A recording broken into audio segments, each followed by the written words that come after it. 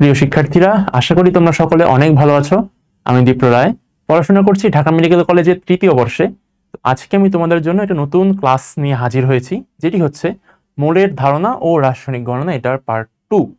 তো বুঝতেই পারতেছো, পার্ট 1 কিন্তু অলরেডি আপলোড হয়ে গেছে আমাদের যে আরটিডি ব্রাইট স্কুলের যে ইউটিউব চ্যানেল আছে, সেখানে কিন্তু অলরেডি ক্লাসটা আপলোড হয়ে গেছে। তোমরা যারা এখনো পার্ট 1-এর ক্লাসটা দেখোনি, তারা আগে পার্ট 1টা করে আসো, কারণ তা নাহলে তুমি পার্ট 2টা ভালো মতো বুঝতে পারবে না। আর পার্ট 1-এ কিন্তু আমরা বলতে গেলে এই চ্যাপ্টার 6-এর ম্যাক্সিমাম ম্যাথ কিন্তু আমরা পার্ট 1-এই সলভ করে ফেলছি। আজকে জাস্ট আমরা 2 থেকে 3 টাইপসের একটু ম্যাথ দেখবো, তাহলে আমাদের এই চ্যাপ্টার পুরোপুরি শেষ হয়ে যাবে।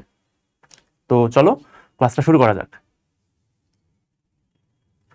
আচ্ছা দেখো, আজকে আমরা পড়বো মূলত কি কি নিয়ে? রাসায়নিক বিক্রিয়া, রাসায়নিক সমীকরণ, দেন সমীকরণ সমতাকরণ, আর এই সমতাকরণের উপর ভিত্তি করে বিভিন্ন সমস্যা সলভ করব, লিমিটিং বিক্রিয়ক পড়বো এবং উৎপাদের শতকরা পরিমাণ।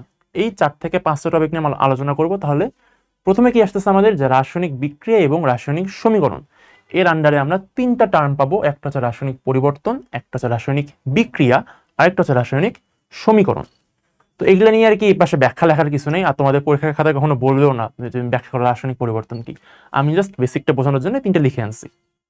তাহলে দেখো, 3টা প্রায় কাছাকাছি এবং আসলে 3টা কিন্তু পরস্পরের উপর ডিপেন্ডেন্টও। তাহলে দেখো, রাসায়নিক পরিবর্তনটা কি? মনে করো রাসায়নিক বিক্রিয়া দেখা যায় কি, এক পাশে তোমার বিক্রিয়ক থাকে, এক পাশে উৎপাদ থাকে। বিক্রিয়কগুলো পরস্পরের সাথে বিক্রিয়া করে একটা উৎপাদ তৈরি করতেছে। তার মানে আমরা কি বলতে পারি, যে বিক্রিয়কের তোমার যে রাসায়নিক ধর্ম থাকে, উৎপাদের রাসায়নিক ধর্ম কিন্তু একটু ভিন্ন থাকে।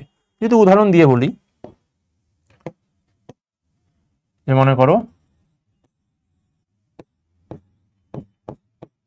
ম্যাগনেসিয়াম হাইড্রোক্সাইড এবং সোডিয়াম হাইড্রোক্সাইড, আর হচ্ছে সরি HCl হবে, এটা হাইড্রোক্লোরিক অ্যাসিড। এরা যদি পরস্পরের সাথে বিক্রিয়া করে কি তৈরি করবে আলটিমেটলি আমাদের? পাবো হচ্ছে আমরা ম্যাগনেসিয়াম ক্লোরাইড পাবো আর পানি পাবো।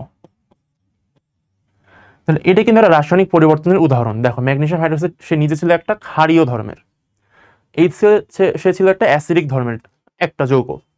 তারা পরস্পরের সাথে বিক্রিয়া করে কি তৈরি করলো? ম্যাগনেসিয়াম ক্লোরাইড, যেটা একটা লবণ লবণ এবং একটা পানি তৈরি করলো। তার মানে দেখো, এদের মধ্যে কি অবশ্যই রাসায়নিক পরিবর্তন বলতে পারি।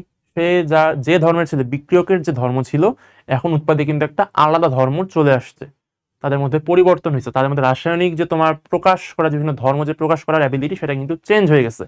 অর্থাৎ রাসায়নিক পরিবর্তন এইটাকেই বলা হয়, যে বিক্রিয়কের ধর্মগুলো চেঞ্জ হয়ে উৎপাদের যে ধর্মে কনভার্টেড হচ্ছে, এই সিস্টেমটাকে বলা হয় রাসায়নিক পরিবর্তন। আর কিছু তোমাদের জানতে হবে না এখান থেকে। রাসায়নিক বিক্রিয়া, রাসায়নিক বিক্রিয়াটা কি? রাসায়নিক পরিবর্তন যার মাধ্যমে সংঘটিত হয় তাকেই রাসায়নিক বিক্রিয়া বলা হয়। অর্থাৎ আমি যে বলতেছি, ম্যাগনেসিয়াম হাইড্রোক্সাইড হাইড্রোক্লোরিক অ্যাসিড বিক্রিয়া করে ম্যাগনেসিয়াম ক্লোরাইড এবং H2 তৈরি করতেছে। এখানে মূলত হচ্ছে কি, যে ম্যাগনেসিয়াম হাইড্রোক্সাইড এটা কিন্তু হচ্ছে প্রথমে আমাদের ম্যাগনেসিয়াম আয়ন এবং যে হাইড্রোক্সাইড আয়ন এখানে কিন্তু ভেঙে যাচ্ছে। তারপর HCl কি হচ্ছে আমাদের, কোথায় লিখি এটা, এখানে লিখি, এটা হচ্ছে আমাদের হাইড্রোজেন আয়ন এবং যে ক্লোরাইড আয়ন এখানে কিন্তু ভেঙে যাচ্ছে, বিভক্ত হচ্ছে। তারপর হচ্ছে কি আমাদের, যে এই ম্যাগনেসিয়াম অক্সাইড এবং যে chloride ion, sorry magnesium oxide কেন বলতেছি, ম্যাগনেসিয়াম আয়ন এবং যে ক্লোরাইড আয়ন, এই দুটোর মধ্যে একটা আকর্ষণ বল কাজ করতেছে, আর এর ফলে তারা কি ম্যাগনেসিয়াম ক্লোরাইড তৈরি করতেছে। আর এই হাইড্রোক্সিল আয়ন এবং হাইড্রোজেন আয়নের মধ্যে একটা রাসায়নিক বল বা আকর্ষণ কাজ করতেছে, তারা মিলে সেই পানি তৈরি করতেছে। তাহলে এই যে বিক্রিয়কের মধ্যে বন্ধনগুলো ভাঙলো, হয়ে তারা নিজেদের মধ্যে আবার হচ্ছে কনফিগারেশন চেঞ্জ করলো, একজন আরেকজনের সাথে মানে জায়গা বদল করে আরেকটা তোমার ভিন্ন উৎপাদ তৈরি করলো। তার মানে কি, একজনের সাথে বন্ড ভাঙলো, সে আরেকজনের সাথে বন্ড তৈরি করলো। এই যে তোমার বন্ড যে ভাঙা গড়ার খেলা, এটাই হচ্ছে সোজা কথা বলতে গেলে রাসায়নিক বিক্রিয়া। এর মাধ্যমে কিন্তু এই যে দেখো, বন্ডগুলো কিন্তু ভেঙে গেছে। এর ফলে কিন্তু যে তোমার যে একটা ক্ষারীয় ধর্ম ছিল, সে কিন্তু পরে তোমার আলটিমেটলি নিরপেক্ষ একটা লবণে কিন্তু কনভার্ট হয়ে গেছে। বা এই যে অম্লীয় ধর্ম, সে কিন্তু তোমার কনভার্টেড হয়ে আমাদের একটা লবণ বা নিরপেক্ষ একটা পদার্থে কনভার্টেড হয়ে গেছে। মানে রাসায়নিক বিক্রিয়ার মাধ্যমে কিন্তু রাসায়নিক পরিবর্তনটা হয়ে গেছে, বিক্রিয়কের রাসায়নিক পরিবর্তন হয়ে গেছে এই বন্ডগুলো ভাঙার মাধ্যমে বা রাসায়নিক বিক্রিয়ার মাধ্যমে। অর্থাৎ এটা আমরা বলতেই পারি যে রাসায়নিক পরিবর্তনটা মূলত রাসায়নিক বিক্রিয়ার মাধ্যমে হয়ে থাকে। আচ্ছা, তাহলে আমাদের দুটো টার্ম মোটামুটি গেল। দেন থার্ড টার্মটা কি? রাসায়নিক সমীকরণ। রাসায়নিক সমীকরণটা কি? আমি মুখে মুখে বলতেছি যে হ্যাঁ ম্যাগনেসিয়াম হাইড্রোক্সাইড হাইড্রোক্লোরিক অ্যাসিড বিক্রিয়া করে ম্যাগনেসিয়াম ক্লোরাইড এবং পানি তৈরি করে, এটা আমি মুখে বলতেছি, কিন্তু আমি কি লিখে দেখাতে পারবো এটা? ওটা তো সমস্যা হচ্ছে একটু। লিখে দেখা প্রকাশ করার জন্য যে সিস্টেমটা উদ্ভাবিত হলো সেটা হচ্ছে রাসায়নিক সমীকরণ। অর্থাৎ সোজা কথায় বলতে গেলে রাসায়নিক বিক্রিয়াকে লিখে প্রকাশ করার যে সিস্টেম বা লিখে প্রকাশ করার যে রূপ তাকেই বলা হয় রাসায়নিক সমীকরণ। অর্থাৎ এটা কিভাবে লিখতাম, আমরা নর্মালি কিভাবে লিখি, আমরা অনেক রাসায়নিক সমীকরণ কিন্তু লিখে ফেলছি, অর্থাৎ তোমরা জানো আর কি কিভাবে লিখতে হয়। ম্যাগনেসিয়াম ক্লোরাইড, আর বারবার আমি উৎপাদ বানিয়ে লিখতেছি, magnesium hydroxide plus hydrochloric acid is equal two magnesium chloride plus পানি। তো এই যা তখন আমি যে মুখে মুখে বলতেছিলাম যে এদের মধ্যে বন্ড ভেঙে যাচ্ছে, হ্যান হচ্ছে ত্যান হচ্ছে, এত কিছুকে যে আমি একটা শর্ট ফর্মে লিখতে পারতেছি, magnesium hydroxide plus HCl is equal two magnesium chloride plus H2O, আমার লিখতে সময় কম লাগতেছে, আমি সহজে প্রকাশ করতে পারতেছি। এই যে সুবিধাগুলো এটা কিন্তু আমরা রাসায়নিক সমীকরণ থেকে পেতে পারি। তাহলে সোজা কথা বললে রাসায়নিক বিক্রিয়াকে প্রকাশ করার যে রূপ বা প্রকাশ করার যে লিখন শৈলী বা লিখন লিপি তাকেই আমরা রাসায়নিক সমীকরণ বলতে পারি। তাহলে তিনটার আমি আরেকবার বলে দিই। রাসায়নিক পরিবর্তন কি? বিক্রিয়কের যে তোমার ধর্মগুলো চেঞ্জ হয়ে যে উৎপাদে নতুন ধর্মে পরিণত হচ্ছে তাকেই বলা রাসায়নিক পরিবর্তন। দেন রাসায়নিক পরিবর্তন যার মাধ্যমে হয়ে থাকে তাকে বলা রাসায়নিক বিক্রিয়া, আর রাসায়নিক বিক্রিয়াকে লিখে প্রকাশ করার যে রূপ তাকেই বলা হয় রাসায়নিক সমীকরণ। আচ্ছা, তাহলে এখান থেকে আমাদের কিছু জানতে হবে না, আর এগুলো তোমাদের কখনো পরীক্ষা তো আসবে না, জাস্ট বেসিকের জন্য বললাম। এবার দুটো টার্ম তোমরা অলরেডি বেশিরভাগই আগে থেকে জানো যে বিক্রিয়ক এবং উৎপাদ জিনিসটা কি। বিক্রিয়ক হচ্ছে কি ছিল আমাদের একটু আগের যৌগে যে ম্যাগনেসিয়াম হাইড্রোক্সাইড এবং হাইড্রোক্লোরিক অ্যাসিড, এই দুটো ছিল আমাদের বিক্রিয়ক। কেন বিক্রিয়ক? কারণ তাদের মধ্যে তোমার কি বন্ডগুলো ভেঙে যায় নতুন বন্ড তৈরি হওয়ার মাধ্যমে, যা আমার আলটিমেটলি উৎপাদ বা ম্যাগনেসিয়াম ক্লোরাইড এবং পানি উৎপন্ন হচ্ছিল। অর্থাৎ আমরা এটাকে যদি একদম বাংলা একদম শর্টকাটে বলতে তাহলে কি বলবো সেখানে আমরা, যে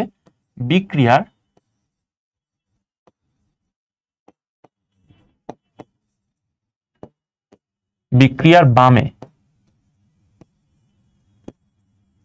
যা থাকে সেটাই হচ্ছে আমাদের বিক্রিয়ক। তার মানে কি উৎপাদটা কি হচ্ছে বিক্রিয়ক থেকে আমরা আলটিমেটলি যে একটা ফাইনাল রেজাল্ট পাচ্ছি, তার মানে বিক্রিয়ক হচ্ছে আমাদের একটা প্রাইমারি প্রোডাক্ট। লেখা যেতে পারে এখানে যেটা আমাদের, এটা হচ্ছে একটা বিক্রিয়ার প্রাইমারি প্রোডাক্ট।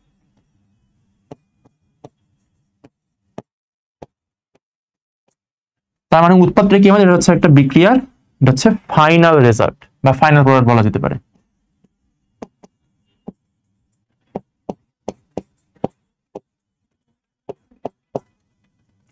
তাহলে উৎপাদটা কি হবে, যদি বিক্রিয়ার বাঁয়ে যদি বিক্রিয়ক থাকে তার মানে কি বিক্রিয়ার ডান দিকে কে থাকবে, সে থাকবে উৎপাদ।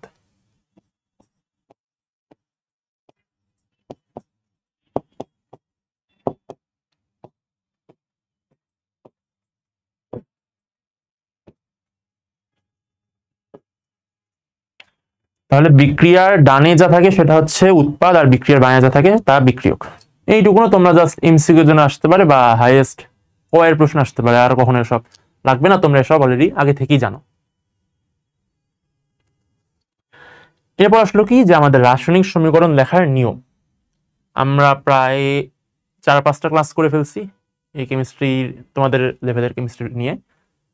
প্রত্যেক ক্লাসে আমরা অনেক অনেক রাসায়নিক সমীকরণ লিখছি, কিন্তু আমরা কিন্তু একদম স্পেসিফিক বা একদম হাতে কলমে কিন্তু রাসায়নিক সমীকরণ লেখার যে নিয়ম সেটা কিন্তু আমরা জানতাম না। কিন্তু আমি মোটামুটি শিওর যে তোমরা অলরেডি প্রায় সবাই রাসায়নিক সমীকরণ লিখতে পারো। কিভাবে তোমরা হয়তো এই নিয়মগুলো হয়তো কখনো ফলো করো না, মানে জানো না যে সব নিয়ম লেখা আছে, কিন্তু তোমরা প্রত্যেকেই কম বেশি মোটামুটি অ্যাকুরেটলি রাসায়নিক সমীকরণ লিখতে পারো। তাহলে আমরা একবার দেখে নিই রাসায়নিক সমীকরণ লেখার কি কি নিয়ম কানুন আছে। আমি শর্টকাটে লিখে আনছি যে প্রথমে আমরা কি করব, সমান সমান চিহ্ন বা একটা অ্যারো চিহ্ন। তার মানে কি হচ্ছে, আমি একটা রাসায়নিক বিক্রিয়া, যে আমি রাসায়নিক সমীকরণের বাম দিকে থাকে বিক্রিয়ক, ডান দিকে থাকে উৎপাদ, এদের মাঝখানে আমি হয় সমান সমান চিহ্ন অথবা অ্যারো চিহ্ন ইউজ করব।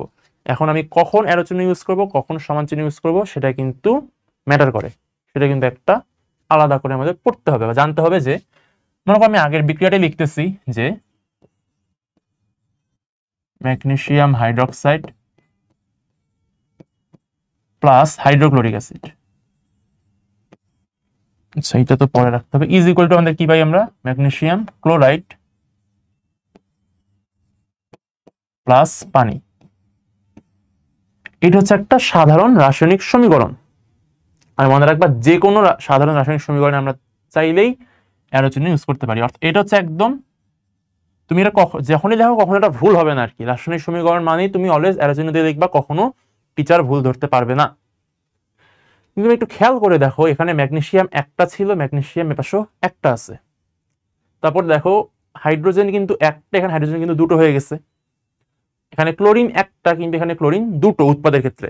তাহলে বিক্রিয়কের বেলায় তোমার একটা হাইড্রোজেন ছিল, আচ্ছা সরি এপাশে তো হিসাব আছে, আচ্ছা হিসাব এগুলো হিসাব পরে করতেছি, জাস্ট ক্লোরিন নিয়ে হিসাব করি, ক্লোরিন হিসাব করে একটু ইজিয়ার হবে। দেখো বিক্রিয়ার শুরুতে মানে বিক্রিয়কে ক্লোরিন ছিল একটা, এই সমীকরণ মতো আর কি দেখলে, কিন্তু উৎপাদে ক্লোরিন হয়ে গেল দুটা। হাইড্রোজেন কি হাওয়া থেকে চলে আসছে, মানে বাইরে থেকে অ্যাড হয়েছে?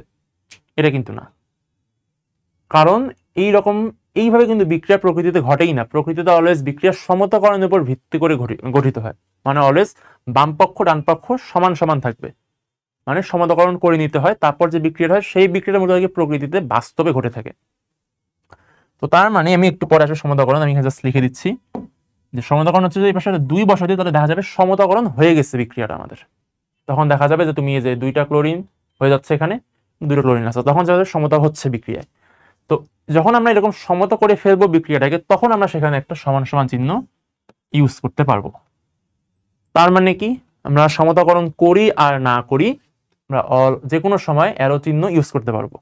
কিন্তু যখনই আমরা রাসায়নিক বিক্রিয়াটাকে সমতা করে ফেলবো, তখন আমরা সেখানে সমান চিহ্নটা ইউজ করাটা প্রেফারেবল। কিন্তু তখনও যদি কেউ অ্যারো চিহ্ন দেয়, ভুল হবে না, কিন্তু এটা মাথায় রাখবা যে তুমি রাসায়নিক সমীকরণ সমতা করোই নাই, তুমি এই 2 বাদ দিয়ে এরকম একটা লিখে রাখছো, তুমি সেখানে সমান সমান চিহ্ন দিছো, সেটা কিন্তু টিচার দেখলে কিন্তু যদি খেয়াল করে তাহলে সে কেটে দেবে। তার মানে তুমি রাসায়নিক সমীকরণ সমতা করো না করো, তুমি অলওয়েজ এই চিহ্ন ইউজ করাটা প্রেফারেবল, অ্যারো চিহ্ন ইউজ করা প্রেফারেবল। আর যদি তুমি আরো ভালো মানে যে আমি একদম কেমিস্ট্রির যে গ্রামার সেই অনুযায়ী লিখবো, যে গ্রামার ওয়াইজ আমি লিখবো, তখন তুমি হচ্ছে সমতাকরণ করে সমান চিহ্ন দিও, কোনো সমস্যা নেই। প্রশ্ন হচ্ছে আমি 2 নাম্বার পয়েন্ট কি, যে বিক্রিয়ক এবং উৎপাদের প্রতীক এবং পাশে একটা প্লাস চিহ্ন দিয়ে রাখছি। তার মানে কি, এই যে আমি এতক্ষণ ধরে এই যে এপাশে বিক্রিয়ক ছিল, এপাশে উৎপাদ ছিল, আমি কি করছি, মুখে বলতেছে কি ম্যাগনেসিয়াম, প্রকাশ করতেছে কি এমজি দিয়ে, কারণ ম্যাগনেসিয়ামের প্রতীক কি এমজি। তারপর হাইড্রোক্সাইড, তার হচ্ছে ওএইচ দিয়ে হচ্ছে হাইড্রোক্সিল আয়ন বা হাইড্রোক্সাইড কি মিন করা হয়। এরকম যে প্রত্যেকটা বিক্রিয়ক এবং উৎপাদের যে প্রতীক, আমি সেই প্রতীক দিয়ে আমি সেটাকে প্রকাশ করলাম। আর যদি বিক্রিয়ক এবং উৎপাদের ক্ষেত্রে যদি একাধিক করে, যদি প্রত্যেকটা পার্টে, বিক্রিয়ক পার্টে যদি আমাদের একাধিক মনে করো হচ্ছে মৌল আছে বা যৌগ আছে বা আয়ন আছে, সেক্ষেত্রে আমরা একটা প্লাস চিহ্ন দেবো। সেম গোস ফর উৎপাদের ক্ষেত্রে। দেখো এখানে যেমন দুটো বিক্রিয়ক আছে, আমি মাঝখানে প্লাস দিয়ে দিছি, এপাশে দুটো উৎপাদ ছিল, মাঝখানে আমি প্লাস চিহ্ন দিয়ে দিছি, জাস্ট অ্যাডিশন করার জন্য। অবশ্য 3 নাম্বার, এটা হচ্ছে আমাদের পরের স্লাইডের নিয়ে একটু ব্যাখ্যা আছে, যে সমীকরণ সমতাকরণ। মনে রাখবা সমীকরণ সমতাকরণটা হচ্ছে কি বলা হচ্ছে, কেমিস্ট্রির যে তোমার ব্যাকরণ বলতে পারবো তুমি, গ্রামাটিক্যালি আর কি রাইট, যে সমীকরণ সমতা করা। কারণ সমীকরণ সমতা করা জিনিসটা আর কি বাস্তবে ঘটে থাকে, সমীকরণ ছাড়া যেটা আমরা দেখি ওটার একটা ইম্পর্টেন্স, প্রকাশে একটা গুরুত্ব আছে, আমি একটু পরে বলবো। তো মনে রাখবা আইডিয়াল আইডিয়াল হচ্ছে সমীকরণটা সমতা করে লেখা, না লিখলেও ক্ষতি নাই। কারণ আমরা বড় হয়ে দেখবা, যখন তোমরা 11-12 উঠবা, তখন দেখবা সবসময় না তুমি সমীকরণ সমতা করার টাইম পাবা না, ওটা একটা হ্যাফাজার, একটা একটু সময়, একটু টাইম কনজিউমিং ব্যাপার কি সমতাকরণ ব্যাপারটা। এরপর দেখো কি, যে ভৌত অবস্থা লেখা, এটার একটা ইম্পর্টেন্স আছে। আমি তোমাদেরকে প্রায় 3 থেকে 4টা ক্লাস আগে আমি একটা কথা বলছিলাম একবার, যে এই যে HCl, ওটাই আমি উদাহরণ দিচ্ছি, যে HCl সে যদি গ্যাসিয়াস হয়, ব্র্যাকেট দিয়ে যারা কি সেটা হচ্ছে তার ভৌত অবস্থা আর কি। ওকে ব্র্যাকেট দিয়ে মানে হচ্ছে S লিখলে সলিড, তারপর হচ্ছে AQ লিখলে হচ্ছে অ্যাকোয়াস। আচ্ছা আমি লিখে দিই ভৌত অবস্থাগুলো, যখন টপিকটা চলে আসলো। S হচ্ছে সলিড, দেন L হচ্ছে লিকুইড,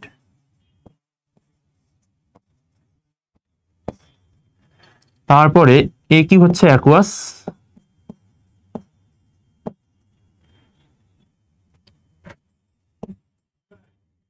আর কি থাকছে না, G হচ্ছে গ্যাসিয়াস।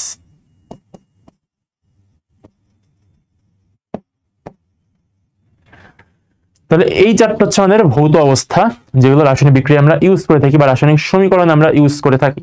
যখন HCl যদি আমাদের গ্যাস হয়, সেটা একটু বাঁয়ে দেখে নিতে জায়গা হবে না, যদি আমাদের HCl যে সে যদি গ্যাসিয়াস ফর্মে থাকে, তখন তাকে আমরা কি নামে উচ্চারণ করি, কি নামে ডাকি, তাকে বলা হয়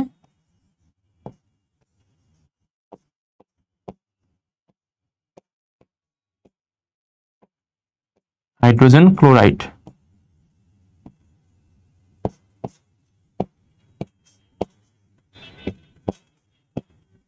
আর যখন এই HCl-টাই অ্যাকুয়াস ফর্মে থাকবে,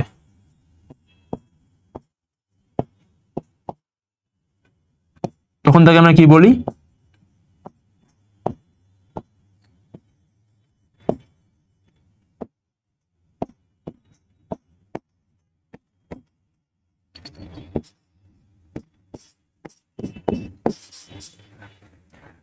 তখন আমরা তাকে বলে থাকি হাইড্রোক্লোরিক অ্যাসিড। অর্থাৎ HCl গ্যাসিয়াস ফর্মে, হাইড্রোজেন ক্লোরাইড যার কোনো অ্যাসিডিক ধর্ম নেই, আর HCl অ্যাকুয়াস যখন, তখন সেটা হচ্ছে হাইড্রোক্লোরিক অ্যাসিড। এখন যদি এমন হয় যে তোমার HCl যে অ্যাকুয়াস, এই অ্যাসিড থেকে কোনো ভেপার উঠছে, সেটা যদি গ্যাসিয়াস ফর্মে থাকে, তখন তাকে আমরা বলতে পারি যে আচ্ছা তার একটা অ্যাসিডিক ধর্ম থাকবে।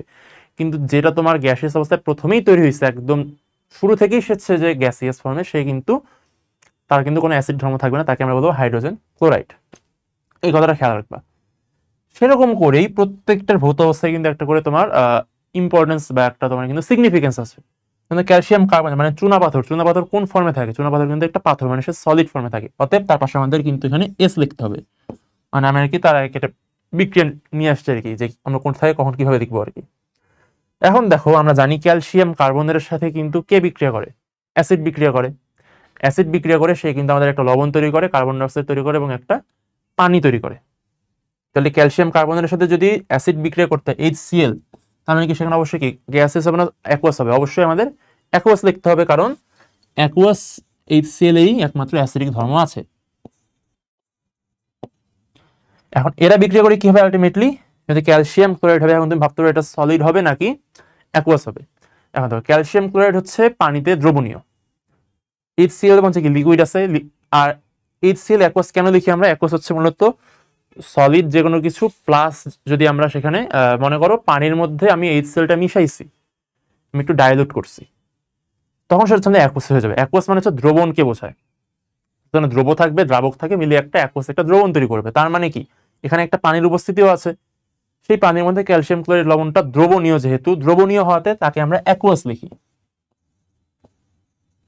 তোমরা মাঝে মধ্যে দেখবা যে প্রিসিপিটেশন রিঅ্যাকশন, তোমরা যখন সপ্তম চ্যাপ্টার যখন আমি ক্লাস নেবো, তখন সেখানে দেখবে একটা আছে অধক্ষেপণ বিক্রিয়া। তখন দেখা যাবে এখানে তোমার দুটো অ্যাকুয়াস আর কি, মানে দেখা যাবে দুটোই অ্যাকুয়াস বিক্রিয়ক মিলে বিক্রিয়া করে একটা সলিড উৎপাদ তৈরি করবে। তো তখন হচ্ছে কি, তখন এটা অধক্ষিপ্ত হবে, মানে তোমার পাত্রের নিচে তলান হিসেবে পড়ে থাকবে। তো এটা আমরা বুঝতে পারবো কিভাবে, আমি যদি না লিখতাম, ওরা দেখা যাবে ওটা তোমার মেবি কিরকম থাকে, একটা সিলভার ক্লোরাইড বা সিলভার নাইট্রেট এরকম কিছু একটা, তোমার সিলভারের নরমাল লবণগুলো এই সলিড হয়ে থাকে। কিন্তু সেটা যদি পাশে যদি না লিখি আমি, তাহলে তো বুঝতে পারবো না যে এটা আসলে অধক্ষিপ্ত হয়েছে নাকি এখানে হচ্ছে একদম মিশে আছে, একদম দ্রবণীয় হয়ে গেছে লবণটা, বোঝাতে পারবো না যদি ভৌত অবস্থা না লিখি। তাহলে কি আমি তো হচ্ছে মিস ইন্টারপ্রিট হবে। আমি রাসায়নিক সমীকরণের টার্গেটকে বোঝানো যে এখান থেকে এটা বিক্রিয়া করে এই জিনিস তৈরি করতেছে, বোঝাতে পারবো না তখন। তো এই জন্য অবশ্যই আমাদের ভৌত অবস্থাটা মাস্ট লিখতে হবে। তাহলে এখানে ক্যালসিয়াম ক্লোরাইড হচ্ছে দ্রবণীয় পানিতে বা অ্যাকুয়াস সলিউশনে দ্রবণীয়, তাই এটা হচ্ছে আমাদের অ্যাকুয়াস হবে। আর কার্বন ডাইঅক্সাইড কি, সেটা একটা গ্যাস, তা তো বলার অপেক্ষা রাখে না, তাহলে সেটাকে জি লিখবো। আর H2O হচ্ছে কি, পানির নিজে কিন্তু কোনো দ্রবণ না, পানির সে নিজে একটা তরল, অতএব সেখানে কি আমাদের এল বসবে, মানে হচ্ছে লিকুইড। এইটা হচ্ছে একটা একদম প্রপার ওয়ে আমাদের এই রাসায়নিক সমীকরণ লেখার। যদিও আমি এখানেও সমতাকরণ করি নাই, সমতাকরণ পরে করাবো, মানে এর পরের স্লাইডে। তো সমতাকরণ প্লাস যে আমাদের ভৌত অবস্থা লেখা, তারপর আলটিমেটলি আমরা একটা আইডিয়াল রাসায়নিক সমীকরণ লিখতে পারি। আচ্ছা, তাহলে এই চারটা স্টেপ ফলো করতে হবে, যে সমান চিহ্ন কখন দেব বা অ্যারো চিহ্ন কখন দেব, তারপরে আমি প্রতীকগুলো দেখবো, প্রতীক এক্সট্রা থাকলে বিক্রিয়ক বা উৎপাদক কোণটা এক্সট্রা থাকলে তার মাঝে আমি একটা প্লাস চিহ্ন দেবো।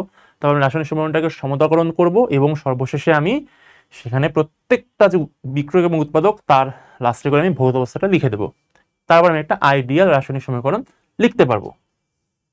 আচ্ছা, এরপর হচ্ছে 6 নাম্বার স্লাইডে চলে আসছি। এখানে হচ্ছে আমাদের এখন টপিকটা কি, রাসায়নিক সমীকরণ সমতাকরণ। তাহলে এখানে দেখো প্রথম লাইনটা কি বলতেছে, যে বিক্রিয়ক এবং উৎপাদ ভরের সংরক্ষণ সূত্র মেনে চলে। এখন ভরের সংরক্ষণ সূত্রটা কি বলতেছে, মানে এই জিনিসটা কি, এটা বোঝাচ্ছে যে হচ্ছে তোমার বিক্রিয়কের বাম পাশে যতটুকুন থাকবে, যতগুলো মৌল যতগুলো পরমাণু থাকবে, ডান পাশে সেই ততগুলোই মৌলই থাকবে। কারণ এক্সট্রা তো আমি বাইরে থেকে কিছু অ্যাড করতেছি না, যতটুকু আমি ঢালতেছি বিক্রিয়া ততটুকু কিন্তু আলটিমেটলি আমার উৎপাদে কনভার্ট হচ্ছে। জাস্ট তোমাদের কি বন্ড গুলো ভেঙে যাচ্ছে, নতুন বন্ড তৈরি হচ্ছে, তোমার আগের বিক্রিয়কটা ভেঙে নতুন একটা উৎপাদে পরিণত হচ্ছে। তার মানে কি এদের মধ্যে অবশ্যই ভরের সংরক্ষণশীলতা, তোমরা তো ফিজিক্সে পড়ছো অনেকে ভরবেগের সংরক্ষণশীলতা যেরকম ছিল, এখানে সেরকম কেমিস্ট্রি রাসায়নিক বিক্রিয়ার ক্ষেত্রে হবে কি ভরের সংরক্ষণশীলতা, তারা সেটা মেনে চলবে। আমরা বাইরে থেকে কিছু যদি অ্যাড করতেছি না, সো এটা সংরক্ষিত থাকবে।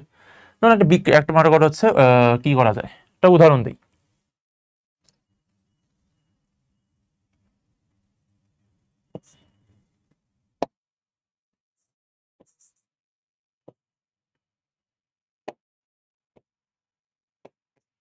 ক্যালসিয়াম অক্সাইড প্লাস যদি আমরা এখানে দিই সোডিয়াম HCl দিলাম,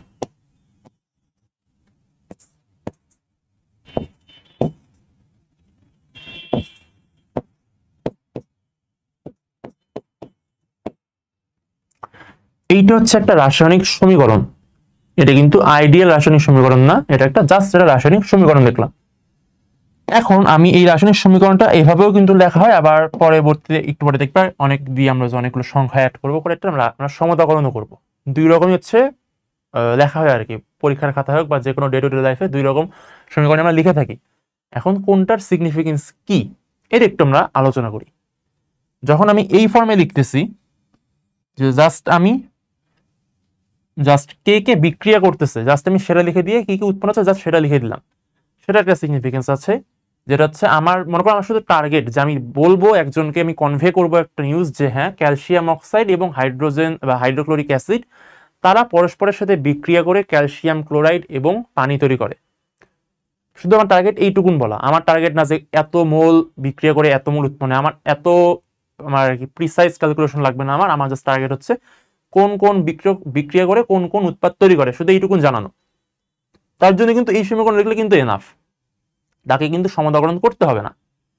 এইটুকুন লিখে বোঝাতে পারবে যে হ্যাঁ প্রকৃতিতে ক্যালসিয়াম অক্সাইড এবং হাইড্রোক্লোরিক অ্যাসিড বিক্রিয়া করে ক্যালসিয়াম ক্লোরাইড এবং পানি উৎপন্ন করে। এইটুকু যদি আমি জানাতে চাই তার জন্য এই সমীকরণটুকু লিখলে মোর দ্যান এনাফ, তাকে আর কিছু করতে হবে না। কিন্তু এই যে আমরা একটু পর কিন্তু ম্যাথে প্রবেশ করব, ওখানে থাকবে কি তোমার হচ্ছে এই রাসায়নিক সমীকরণ থেকে যে তোমার ভরগুলো আছে ভরের মান বের করে সেখান থেকে অনেক ক্যালকুলেশন করে তোমার কাছে বিভিন্ন ম্যাথ সলভ করতে হবে। মানে রাসায়নিক সমীকরণের উপর বেস করে অনেকগুলো আমরা ম্যাথ সলভ করব। তো এইগুলো কিন্তু তোমার প্রকৃতিতে আর কি, আচ্ছা এই কথা যেহেতু আসলো যে তোমার হচ্ছে এই ম্যাথগুলো সলভ করবো, সেই ম্যাথ সলভের জন্য কিন্তু রাসায়নিক সমীকরণ সমাধাকরণ করতেই হবে। এখন কেন সমাধাকরণ করতে হবে বা কেনই ম্যাথে এই সমাধাকরণের প্রয়োজনীয়তা আছে, কারণ প্রকৃতিতে কিন্তু বিক্রিয়া এইভাবে হয় না।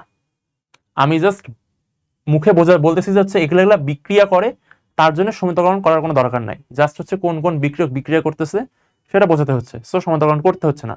কিন্তু বিক্রিয়াটা কিভাবে হচ্ছে, কতটুকুন বিক্রিয়ক বিক্রিয়া করে কতটুকুন বা কত মোল উৎপাদ তৈরি করতেছে সেটা যদি আমাদের জানাতে হয় তাহলে কিন্তু অবশ্যই সমতাকরণ করতে হবে, কারণ সমতাকরণ করা মানেই সে ভরের সংরক্ষণ সূত্র মেনে চলবে, আর প্রকৃতিতে ভরের সংরক্ষণ সূত্র অলওয়েজ মেনে চলে। অর্থাৎ যেমন এখানে দেখো যে ক্লোরিন যদি বলি, ক্লোরিন আমাদের এখানে আছে একটা, কিন্তু এখানে ক্লোরিন আমাদের আছে দুটো। তারপর হাইড্রোজেন এখানে দেখো আছে একটা, উৎপাদের ক্ষেত্রে হাইড্রোজেন হয়ে গেছে দুটো।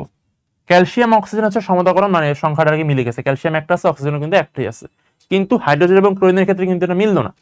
তার মানে এটা কিন্তু প্রকৃতি কিন্তু এভাবে কাজ করে না, প্রকৃতিতে অলওয়েজ বাম পক্ষ ডান পক্ষ দুই পক্ষে সে স্যাটিসফাই করবে।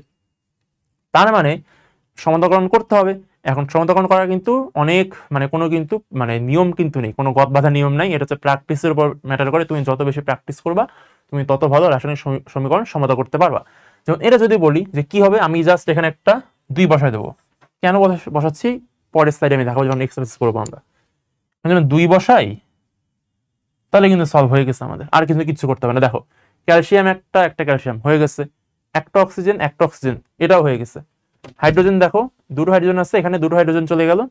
আর ক্লোরিন দেখো এখানে দুটো ক্লোরিন আছে, যেহেতু HCl তার মানে কি একটা H একটা Cl, এরকম হচ্ছে দুইটা করে আছে, মানে দুই অণু HCl আছে, তাহলে দুইটা ক্লোরাইড আয়ন আছে, এখানে দুটো ক্লোরিন চলে গেছে। এইটা হচ্ছে আমাদের প্রকৃতিতে ঘটে চলা বিক্রিয়াটা। আর কি, ক্যালসিয়াম অক্সাইড 2 মোল হাইড্রোক্লোরিক অ্যাসিডের সাথে বিক্রিয়া করে 1 মোল ক্যালসিয়াম ক্লোরাইড এবং 1 মোল পানি উৎপন্ন করে। যখন আমরা সমীকরণটাকে সমতা করব তখন আমরা এইভাবে কথাটা বলতে পারবো যে এত মোল বিক্রিয়ক বিক্রিয়া করে এত মোল উৎপাদ তৈরি করে, অর্থাৎ আমি সেখানে কিন্তু ভরের কথাটা বা পরিমাণের একটা ব্যাপার আমি আনতে পারতেছি, একটা পরিমাণের কনসেপ্ট থাকতেছে। আর যখন আমি সমীকরণ সমতা করবো না, জাস্ট আমি বলবো যে হচ্ছে ইন জেনারেল যে এই বিক্রিয়ক বিক্রিয়া করে এই উৎপাদ তৈরি করে। তাহলে আশা করি তোমরা পার্থক্যটা বুঝতে পারছো। পার্থক্যটা ঠিক কোন জায়গায়? পরিমাণের জায়গায়। তুমি একটা দিয়ে পরিমাণটাকে মেজার করতে পারবা যে এতটুকুন বিক্রিয়ক বিক্রিয়া করতেছে, এতটুকুন উৎপাদ তৈরি হচ্ছে, আর তুমি আরেকটা দিয়ে তুমি কোনো এই হিসাবটা করতে পারবা না, তুমি শুধু বলতে পারবা মুখে যে এরা বিক্রিয়া করতেছে। এইটা হচ্ছে মেইন আর কি যে পার্থক্য, যে একটা তোমার অসমতাকৃত সমীকরণ, এটা হচ্ছে সমতাকৃত সমীকরণের মধ্যে। তাহলে এখন আসলে আমরা কয়েকটা এক্সারসাইজ করব। এখন এগুলোর মধ্যে বোঝানোর না আসলে তেমন কিছুই নেই, এখানে তেমন কোনো ট্রিক্সও নাই, বোঝানোর কিছু নেই। জাস্ট হচ্ছে তুমি ডান পক্ষ দেখবা বাম পক্ষ দেখবা, দেখে হিসাব করতে হবে, 2-1 তোমার ভুল হবে সমতাকরণ, তো ফাইনালি তুমি একটা সমীকরণ সমতা করতে পারবা।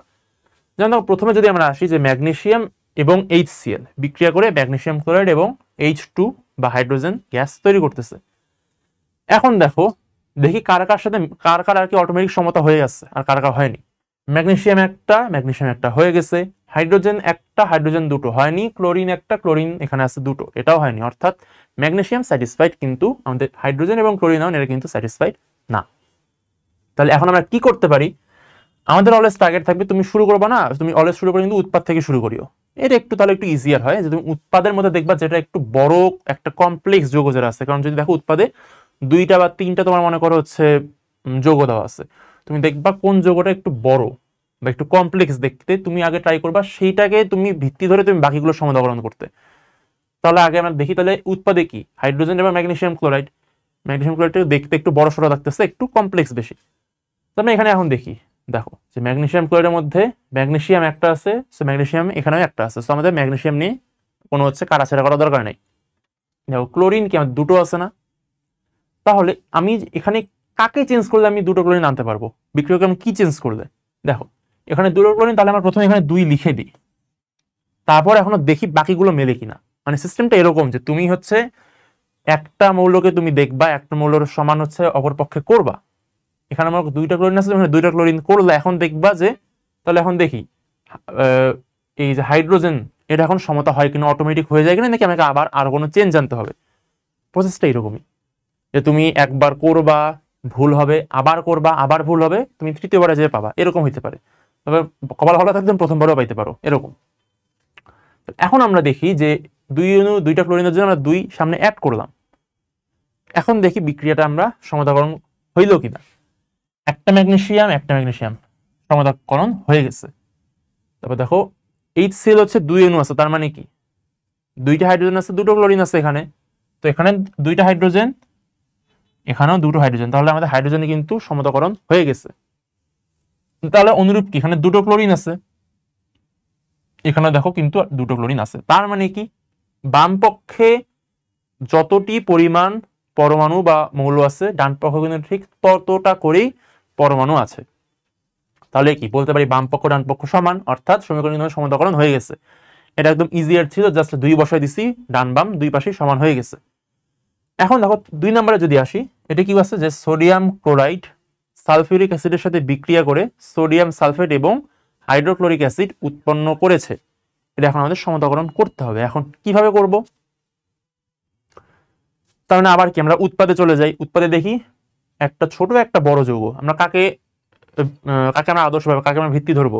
অবশ্যই সোডিয়াম সালফেট যেটা আছে Na2SO4, একে আমরা ভিত্তি ধরবো। এখন এর উপর ভিত্তি করে দেখি বাকিগুলোকে সমান করা যায় কিনা। দেখো সালফেট এখানে আচ্ছা সোডিয়াম দিয়ে শুরু করি। সোডিয়াম দেখো 2টো আছে, তাহলে উৎপাদে 2টা সোডিয়াম। বিক্রিয়কে দেখি কি আছে, আমাদের বিক্রিয়ক কিন্তু একটা সোডিয়াম, তাহলে আমরা কি করতে পারি, এখন একটু এখানে অ্যাড করে দিই, 2টা সোডিয়াম করে দিয়ে এখন দেখি কি হয়। সোডিয়াম 2টা আছে, সোডিয়াম 2টা মিলে গেল। তারপর ক্লোরিন হচ্ছে ক্লোরিন হচ্ছে দুটো ক্লোরিন মেলে নাই।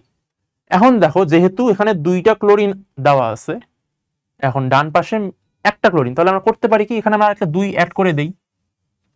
এখন আমরা আবার ট্রাই করি যে দেখি এখন হইলো কিনা। আচ্ছা এখন দেখি এখানে হাইড্রোজেন 2টা আছে, হাইড্রোজেন দুটো কিন্তু মিলে গেছে, হয়ে গেল।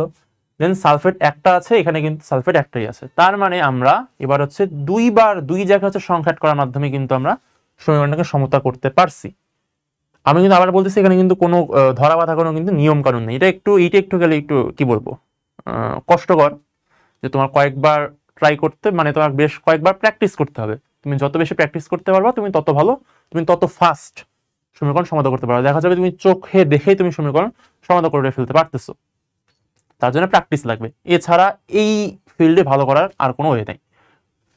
তাহলে এইভাবে হচ্ছে আমরা এই সমীকরণটাকে সমাধান করতে পারি, ঠিক আছে। এখন আসো 3 নাম্বার মৌল, 3 নাম্বার যে রাসায়নিক সমীকরণ। এখানে কি আছে যে অ্যালুমিনিয়াম হাইড্রোক্সাইড সালফিউরিক অ্যাসিডের সাথে বিক্রিয়া করে অ্যালুমিনিয়াম সালফেট এবং পানি তৈরি করতেছে। তাহলে এখানে দেখো বেশ জটিল একটা যৌগ পেয়ে গেছি। এখন তাহলে এর ভিত্তিতে আমরা এখন এদিকে মিল করা ট্রাই করে দেখি। তাহলে এখানে দেখো কি আছে, আমাদের দুটো অ্যালুমিনিয়াম এবং 3টা সালফেট।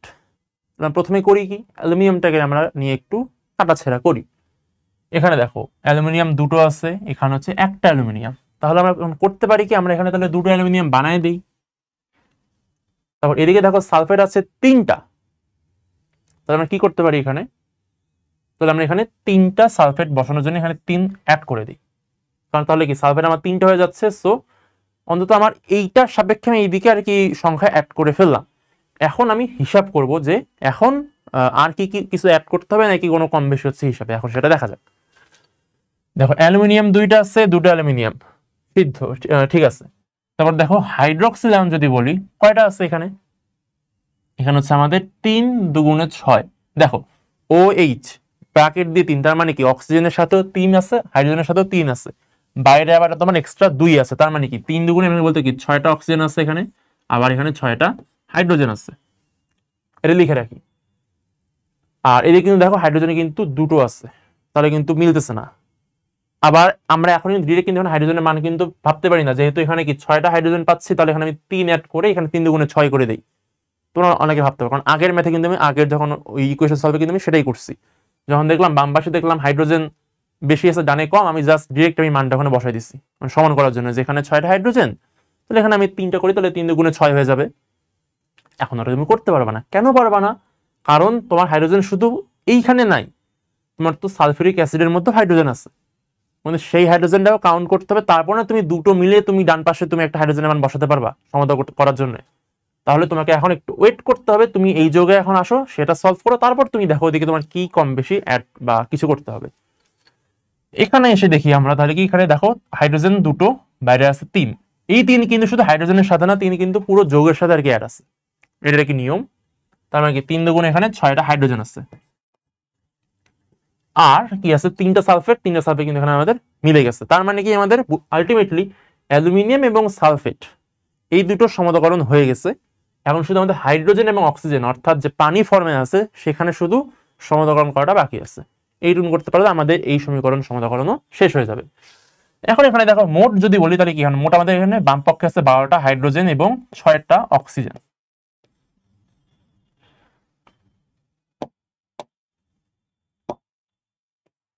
এটা হচ্ছে আমাদের মোট আছে, মোট হচ্ছে 12টা হাইড্রোজেন এবং 6টা অক্সিজেন। তার মানে কি আমি চাইলে কিন্তু 6 অণু পানি বলতে পারি। তার মানে কি এখানে যদি আমরা 6 অ্যাড করে দেই, তাহলে দেখো 6 দুগুণে 12টা হাইড্রোজেন হয়ে যাচ্ছে, 6টা অক্সিজেন, এখানে 6টা অক্সিজেন মিলে যাচ্ছে। তার মানে আমাদের কি হচ্ছে যে 2 অণু অ্যালুমিনিয়াম হাইড্রোক্সাইড, 3 অণু বা 3 মোল, 3 মোল বলারই বেটার, যে 2 মোল অ্যালুমিনিয়াম হাইড্রোক্সাইড 3 মোল সালফিউরিক অ্যাসিডের সাথে বিক্রিয়া করে 1 মোল অ্যালুমিনিয়াম সালফেট এবং 6 মোল পানি উৎপন্ন করে। এইটা হচ্ছে সমতাকৃত সমীকরণ। তাহলে এইটা হচ্ছে আমি করে দেবো না, এটা হচ্ছে তোমরা নিজেরা ট্রাই করবে, এটা তোমাদের বলতে পারো তোমাদের হোমওয়ার্ক। এটা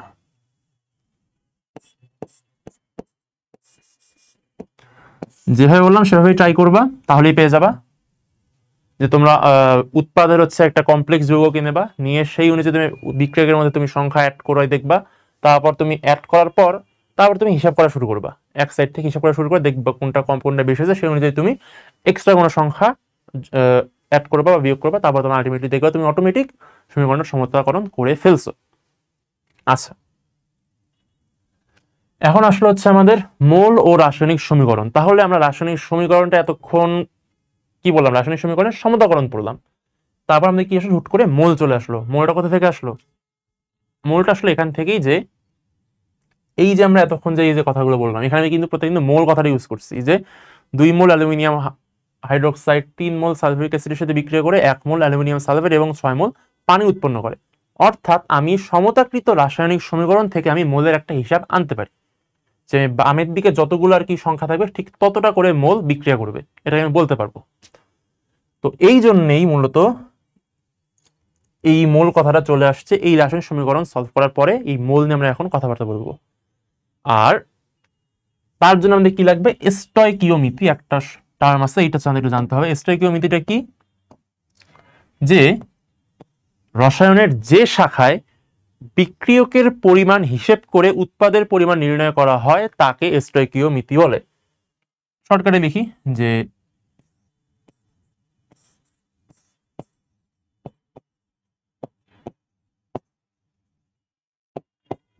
বিক্রিয়কের পরিমাণ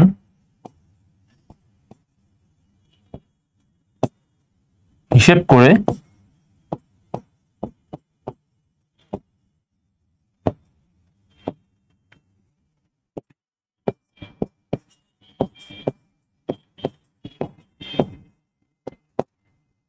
উৎপাদের পরিমাণ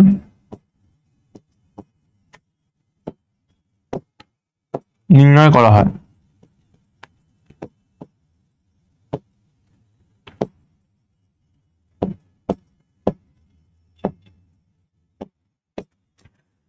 অর্থাৎ রসায়নের যে শাখায় বিক্রিয়কের পরিমাণ হিসেব করে উৎপাদের পরিমাণ নির্ণয় করা হয় তাকেই স্টয়কিওমিতি বলা হয়। অর্থাৎ আমি এই পার্টটাতে আছে, এই পার্টটা যদি আমি হিসেব করি, সেখানে আমি হিসেব করে বলতে পারবো যে কতটুকুন এই অ্যালুমিনিয়াম সালফেট এবং কতটুকুন পানি উৎপন্ন হচ্ছে। এই সিস্টেমটাকে বলা হচ্ছে কি স্টয়কিওমিতি সিস্টেম বলা হয়ে থাকে। আর আমি যে সলভটা করতে পারতেছি না, যে এই যে 2 অণু অ্যালুমিনিয়াম সালফেট 3 অণু সালফিউরিক অ্যাসিডের সাথে বিক্রিয়া করে 1 অণু অ্যালুমিনিয়াম সালফেট এবং 6 অণু পানি উৎপন্ন করতেছে, এটাই কিন্তু প্রকৃতিতে ঘটে থাকে। এটা হচ্ছে বাস্তবে আমরা যদি এই 2 অণু এই 2 মোল এইটা 3 মোল এটা ইউজ করি, তবে অবশ্যই 1 মোল এই মোল যৌগ এবং 6 মোল ওই পানি পেয়ে যাব। এটা হচ্ছে প্রকৃতিতে ঘটে। তো এই জন্য এটা একটা বাস্তবে এটা আমরা পেয়ে থাকি। সো এটা নিয়ে আমরা ম্যাথগুলো সলভ করতে পারি। আমরা যদি এই 2, 3 আর 6 যদি আমরা অ্যাড না করতাম, তাহলে আমি বলতেই পারতাম না যে কতটুকুন অ্যালুমিনিয়াম হাইড্রোক্সাইড কতটুকুন সালফিউরিক অ্যাসিডের সাথে বিক্রিয়া করে কতটুকুন করে তোমার এই যৌগগুলো উৎপন্ন করতেছে। এইখানে তোমার আর কি সাফল্য সমতাকরণ করার, যে আমি এর মাধ্যমে বলতে পারি যে কোনটা ঠিক কতটুকুন পরিমাণ বিক্রিয়া করে কতটুকু পরিমাণ উৎপাদ তৈরি করতে পারবে। তাহলে স্টয়কিওমিতি গেল যে আমি কি বিক্রিয়কের পরিমাণ হিসেব করে আমি উৎপাদের পরিমাণটা বের করতে পারবো। এখন এর উপর ভিত্তি করে আমাদের কিছু ম্যাথ আসবে। ম্যাথ করতে করতে আমি হচ্ছে দেখাচ্ছি এইরকম এই ম্যাথগুলো কিভাবে সলভ করতে হয়, মানে নিয়মগুলো দেখাচ্ছি। দেখো প্রথম ম্যাথটা আমরা কি পাচ্ছি, যে 5 গ্রাম ম্যাগনেসিয়াম কতটুকু অক্সিজেনের সাথে বিক্রিয়া করে ম্যাগনেসিয়াম অক্সাইড তৈরি করে। আচ্ছা, বুঝতে পারছি।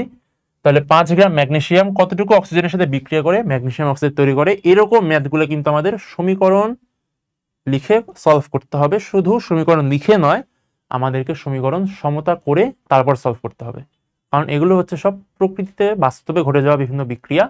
তো এগুলোতে তোমার অবশ্যই সমতাকরণ মেনেই ম্যাথগুলো করতে হবে। তুমি যদি সমতাকরণ না করে ভাবো যে সমতাকরণ না করে আমি ট্রাই করে দেখি ম্যাথগুলো হয় কিনা, আকাশ পাতাল পার্থক্য আসবে তোমার আনসারের মধ্যে। কারণ সমতাকরণ না করলে সেটা অবাস্তব একটা বিক্রিয়া হয়ে যাবে।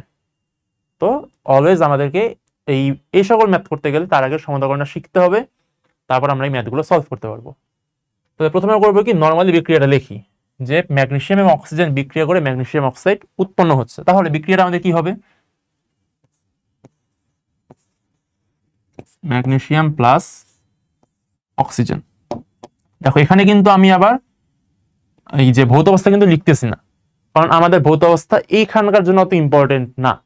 কারণ আমার তো টার্গেট না যে হচ্ছে আমি কি উৎপাদটা আমার উৎপাদে ভৌত অবস্থা কি হবে বা এমন কোনো চেঞ্জ আসবে কিনা, এটা সব জানতে চাই না। জানতে চাইছি হচ্ছে পরিমাণ। তো পরিমাণ নিয়ে করতে গেলে আমাদের শুধু হচ্ছে ওই মোলের হিসাবটা ঠিক রাখতে পারলেই হয়, মানে জাস্ট সমতাকরণ করতে পারলেই হয়। সেখানে হচ্ছে ভৌত অবস্থা না লিখলেও সমস্যা নাই। ইজ ইকুয়াল টু হবে কি আমাদের ম্যাগনেসিয়াম অক্সাইড এবং কি হচ্ছে আমাদের, ও এইটুকু নিতে হবে, আর তো কিছু হচ্ছে না। তাহলে ম্যাগনেসিয়াম এবং অক্সিজেন বিক্রিয়া করে ম্যাগনেসিয়াম অক্সাইড উৎপন্ন হচ্ছে, কিন্তু এখন এখানে দেখো কিন্তু সমতাকরণ হয়নি। একটা ম্যাগনেসিয়াম ওকে, বাট দুটো অক্সিজেন, এখানে একটা অক্সিজেন, তাহলে নট ওকে। এখন কি করব আমরা? এখন তুমি একটা কাজ করতে পারো যে এখানে তো হচ্ছে ম্যাগনেসিয়াম, তুমি যে আবার প্ল্যান করো যে হ্যাঁ আমি উৎপাদ থেকে হিসাব করে আমি বিক্রিয়কে আনবো, মানে উৎপাদ থেকে হিসাব করে আমি বিক্রিয়কে সমান করবো, তাহলে দেখো এতক্ষণ আমরা যতগুলো ম্যাথ করছি, ম্যাথ বলতে আর কি যতগুলো আমরা আর কি এই সমীকরণ সলভ করছি বা দেখছি সমতাকরণ, সেখানে কিন্তু আমাদের ওদিকে কিন্তু কম ছিল, বিক্রিয়ক অলওয়েজ বেশি থাকতো, সো আমরা তখন উৎপাদে গুণ করে দিতাম বা এরকম কিছুটা করলে হয়ে যেত। কিন্তু এই ক্ষেত্রে কিন্তু দেখতেছি আমরা উৎপাদেই হচ্ছে একটা অক্সিজেন আর বিক্রিয়ক আছে দুটো অক্সিজেন, তাহলে আমরা কি করতে পারি? একটা কাজ করতে পারো তুমি, যে তুমি এখানে যদি একটা অক্সিজেন, এদিকে একটা অক্সিজেন বানানোর জন্য তুমি এখানে একটা হাফ দিয়ে, সেটা আমি কালার চেঞ্জ করেই দেই, তুমি এখানে হাফ দিয়ে হিসাবটা করতে পারো। হাফ অক্সিজেন মানে তাহলে হচ্ছে কি 1 মোল ম্যাগনেসিয়াম হাফ মোল অক্সিজেনের সাথে বিক্রিয়া করে 1 মোল ম্যাগনেসিয়াম অক্সাইড তৈরি করে। যদি তুমি এইটা লেখো কোনো সমস্যা নাই। আবার যদি তুমি মনে করো যে না আমি একটু অন্যভাবে করব, কিভাবে? তুমি আবার লিখলাম magnesium plus oxygen is equal two magnesium oxide. এখন তুমি ভাবলো না যে আমি বিক্রিয়ক থেকে উৎপাদে হিসাব করবো, এতক্ষণ আমি উৎপাদের জন্য মিল রেখে আমি হাফ গুণ করছি, এখন আমি বিক্রিয়কের সাথে মিল রেখে উৎপাদে আমি চেঞ্জ আনবো। তো এখানে দুটো অক্সিজেন আছে, তাহলে তুমি এখানে 2 দিয়ে গুণ করে দাও, তাহলে অক্সিজেনের নাম্বারটা ম্যাচ করলো, কিন্তু ম্যাগনেসিয়াম এখানে 2 হয়ে গেল, বিক্রিয়কে একটা, তাহলে তুমি এবার একটা 2 অ্যাড করে দাও, তাহলে 2টা ম্যাগনেসিয়াম। তুমি এরকম করেও চাইলে করতে পারো। তাহলে হবে কি 2 মোল ম্যাগনেসিয়াম 1 মোল অক্সিজেনের সাথে বিক্রিয়া করে 2 মোল ম্যাগনেসিয়াম অক্সাইড উৎপন্ন করে। এখন তুমি দুটোর যে কোনো একটা নিয়ে তুমি করতে পারো, কোনো সমস্যা নাই। আচ্ছা, তাহলে আমরা সমতাকরণ কিন্তু করে ফেললাম। এখন করব কি, ধরো আমি এইটা নিয়ে ম্যাথটা করবো, যেহেতু নিচে আছে এটা, আমি এটা দিয়ে ম্যাথটা করি। কোন কালি ইউজ করা যায়? ধরো সাদা দিয়ে করি। আমি এখন এইটা দিকে আমি সলভ করবো, কিছু মানানো। দেখো আমরা প্রথমে সমতাকৃত সমীকরণ লিখবো। এখন করবো কি, প্রত্যেকটা যে আমাদের বিক্রিয়ক এবং উৎপাদে যতগুলো আমাদের যৌগ আছে, প্রত্যেকটা যৌগের আমরা গ্রাম আণবিক ভরটা বের করব। গ্রাম আণবিক ভর কি জিনিস তোমরা আমাদের কি পার্ট 1 কিন্তু বুঝাই দিচ্ছি, আণবিক ভর কি, গ্রাম আণবিক ভর কি, পারমাণবিক ভর কি, গ্রাম পারমাণবিক ভর কি, প্রত্যেকটা আমি বলে দিছি, এখানে এগুলো বলবো না। তাহলে এখন করবো কি, আমরা 2 তো হচ্ছে আমাদের বাইরে থেকে আমি কি সমতাকরণের জন্য পাইছি, এটা তো 2 থাকলো, ইনটু হবে কি ম্যাগনেসিয়ামের গ্রাম আণবিক ভর কত? ম্যাগনেসিয়াম হচ্ছে 12তম মৌল, তার মানে 12 দুগুণে 24, 2 গুণন 24, আর যেহেতু এটা গ্রাম পারমাণবিক ভর, তার মানে কি পাশে অবশ্যই এটা গ্রাম এককে থাকতে হবে, ম্যাথটা হবে কি এককটাই গ্রাম একক থাকবে, তার মানে 2 × 24 গ্রাম। আর অক্সিজেন দেখো, অক্সিজেন একাই কিন্তু জাস্ট ও, যেটা মানে জাস্ট একটা সিঙ্গেল অক্সিজেনের ভর কত 16, তার মানে কি 16 দুগুণ এখানে 32, আর অক্সিজেন গ্যাস, তার মানে এর কত আমরা 32 গ্রাম ভর পাচ্ছি। আর এদিকে দেখো ডান পাশে কি 2, তো এটা হিসাবে 2 থাকবেই, আর ব্র্যাকেট দিয়ে ম্যাগনেসিয়ামের জন্য কত পাইছিলাম 24 পাইছি, আর অক্সিজেনের জন্য কত পাইছিলাম আমরা পাইছিলাম 16, কারণ একটা অক্সিজেন মানে 16 আর দুইটার জন্য এখানে 32 ছিল। গ্রাম ইজ ইকুয়াল টু কত বলতে পারি আমরা এখানে 24 আর 6 তোমার 30, 30 আর 10 হচ্ছে 40, 40 দুগুণে 80 গ্রাম। তার মানে এখন আমরা কথাটা এইভাবে বলতে পারি যে, আচ্ছা আমি তো হিসাব এখনো বাকি আছে, এইটা ইকুয়াল টু কি 48 গ্রাম হবে।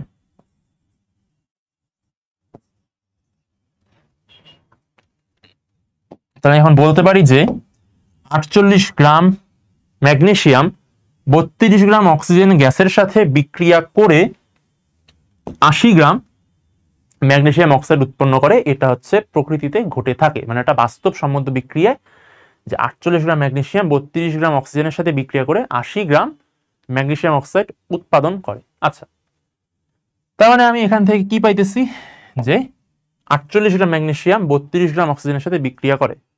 আমাদের প্রশ্নে কি বলছে যে, এখন আসবো আমরা প্রশ্নে, আমরা এতক্ষণ কিন্তু প্রশ্নের দিকে তাকাইও নেই, জাস্ট দেখছি যে হচ্ছে কোন কোন বিক্রিয়ক উৎপাদনের কথা বলছে, যে ম্যাগনেসিয়াম অক্সিজেন আর ম্যাগনেসিয়াম অক্সাইডের কথাবার্তা বলছে। তারপর আমি সেইটা নিয়ে একটা সমীকরণ বানাইলাম, সমীকরণ থেকে হিসাব করলাম, এই পর্যন্ত হচ্ছে তোমার প্রত্যেকের ক্ষেত্রে তুমি করবা। তুমি এখন তাকাবা প্রশ্নের দিকে যে এখন আমার কাকে কাকে নিয়ে হিসাব করতে হবে। বলছে কি 5 গ্রাম ম্যাগনেসিয়াম কতটুকু অক্সিজেনের সাথে বিক্রিয়া করে ম্যাগনেসিয়াম অক্সাইড তৈরি করে। তার মানে আমাদেরকে আলটিমেটলি অক্সিজেনের পরিমাণটা বের করতে হবে, কতটুকু অক্সিজেন কত গ্রাম, আর কতটুকু ম্যাগনেসিয়াম বিক্রিয়া করতেছে এখানে 5 গ্রাম। তার মানে কিন্তু আমার আলটিমেটলি এইটা আর হচ্ছে এই মানটা, এই দুটো মান কিন্তু আমার কাজে লাগবে। এই মানটা আমার এই ম্যাথের জন্য কোনো কাজে লাগতেছে না। তাহলে এখন আমরা করবো কি, লিখবো এখন এখান থেকে যে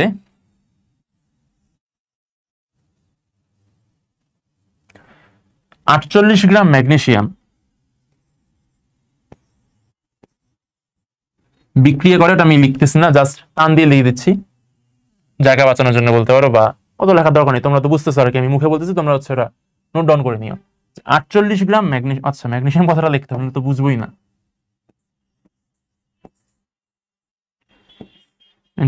কার সাথে বিক্রিয়া করতেছে, আমাদের 32 গ্রাম অক্সিজেনের সাথে বিক্রিয়া করতেছে। তাহলে এই কথাটার মানে এইটাই যে 48 গ্রাম ম্যাগনেসিয়াম 32 গ্রাম অক্সিজেনের সাথে বিক্রিয়া করে। তাহলে এখন বাকি তুমি পুরোটা ঐকিক নিয়ম দিয়ে করতে পারো, বা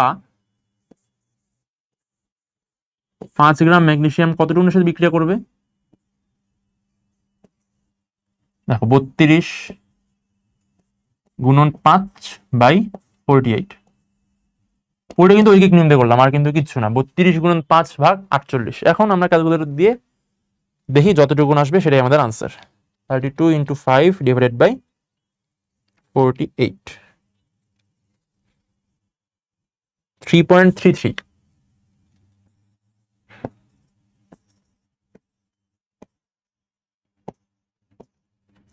এইটা হচ্ছে আমাদের সেই কাঙ্ক্ষিত আনসার। অর্থাৎ 5 গ্রাম ম্যাগনেসিয়াম 3.33 গ্রাম অক্সিজেনের সাথে বিক্রিয়া করে ম্যাগনেসিয়াম অক্সাইড তৈরি করে। এটা হচ্ছে আমাদের ম্যাথ। তাহলে এইভাবে আমরা কিন্তু ম্যাথটা সলভ করে ফেললাম। কি করলাম, প্রথমে জাস্ট দেখলাম ম্যাগনেসিয়াম অক্সাইড নিয়ে কথাবার্তা হচ্ছে, তার মানে আমরা বুঝতে পারতেছি ম্যাগনেসিয়াম এবং অক্সিজেন এখানে বিক্রিয়ক, ম্যাগনেসিয়াম অক্সাইড হচ্ছে এখানে উৎপাদ। তাহলে সেই বিক্রিয়ক উৎপাদকে জায়গা মতো রেখে আমি সমীকরণ দেখলাম, সেই সমীকরণে আমি প্রয়োজনীয় সংখ্যা অ্যাড করে বা প্রয়োজনীয় সংখ্যায় গুণ করে আমি সেটাকে সমতা করলাম। সমতা করে সেখান থেকে আমি হিসাব করলাম কত গ্রাম অ্যাকচুয়াল আর কি বিক্রিয়া করে। দেখলাম যে আমি 48 গ্রাম ম্যাগনেসিয়াম 32 গ্রাম অক্সিজেনের সাথে বিক্রিয়া করে 80 গ্রাম ম্যাগনেসিয়াম অক্সাইড তৈরি করে। তারপর আমি আমার প্রশ্নের দিকে তাকায় দেখলাম আমার এখানে ম্যাগনেসিয়াম এবং অক্সিজেনের পরিমাণ নিয়ে আলোচনা করা আছে, তার মানে এই দুটো নিয়ে আমাকে ম্যাথটা আগায় নিয়ে যেতে হবে। তখন করলাম কি, যে পরে লিখবো যে আমরা লিখবো যে বিক্রিয়া হতে পাই, পরে লিখবো এখানে লেখা বিক্রিয়া হতে পাই যে 48 গ্রাম ম্যাগনেসিয়াম 32 গ্রাম অক্সিজেনের সাথে বিক্রিয়া করে। অতএব 5 গ্রাম ম্যাগনেসিয়াম কতটার সাথে করবে, ঐকিক নিয়ম 32 × 5 divided by 48 is equal to 3.33 gram অক্সিজেনের সাথে বিক্রিয়া করে। এটা হচ্ছে আমাদের এই ম্যাথের আনসার। তাহলে আমরা পরের ম্যাথে যাই, যেখানে কি বলেছে যে 5টি নাইট্রোজেন অণু থেকে কতটি অ্যামোনিয়া অণু উৎপন্ন হবে। আচ্ছা, এরকম ম্যাথ, তার মানে এখানে অবশ্যই আমাদের আবার ওই সমীকরণ নিয়ে কাজ করতে হবে। দেখো সমীকরণটা কি জানি আমরা, অ্যামোনিয়া উৎপাদনের সমীকরণ কি, মানে হচ্ছে নাইট্রোজেন এবং হাইড্রোজেন থাকে, N2 plus H2 is equal two NH3। এখানে দেখো আবার যদি তুমি হচ্ছে ডান থেকে বাম হিসাব করতে চাও তাহলে কিন্তু একটু ডিফিকাল্ট হবে, কারণ 3-2 তুমি হচ্ছে ভাগ করতে গেলে আর কি অনেক ঝামেলায় পড়বা। তখন হয়তো 3/2 দিয়ে হয়তো আর কি ভাগ করতে গুণ করতে হবে, এগুলো ঝামেলা করতে যাও না, তুমি ডান থেকে হিসাব করে বানিয়ে যাও, সরি ভুল বললাম, এদিকে হিসাব করে তুমি এদিকে গুণ করো। দেখো নাইট্রোজেন 2টা আছে, তাহলে তুমি এখানে 2 গুণ করে দাও না, ইজিয়ার হচ্ছে। তাহলে এখানে হচ্ছে আমরা 2 করে দিই, তাহলে নাইট্রোজেনের হিসাবটা বনে গেল। নাইট্রোজেন 2টা আছে, এখানেও নাইট্রোজেন 2টা আছে, কিন্তু হাইড্রোজেন দেখো 3 দুগুণ এখানে 6টা হাইড্রোজেন হয়ে গেছে, এখানে আছে আমাদের 2টো হাইড্রোজেন। তার মানে এখন করতে হবে কি, 3 করে দিই এখানে, তাহলে কি 3 দুগুণ এখানে 6টা হাইড্রোজেন হয়ে গেল, এখানেও 3 দুগুণে 6টা হাইড্রোজেন হয়ে গেল। অর্থাৎ 1 মোল নাইট্রোজেন 3 মোল হাইড্রোজেনের সাথে বিক্রিয়া করে 2 মোল অ্যামোনিয়া তৈরি করে। এটা হচ্ছে রাসায়নিক সমীকরণের সমতাকরণ থেকে আমরা এটা বলতে পারি।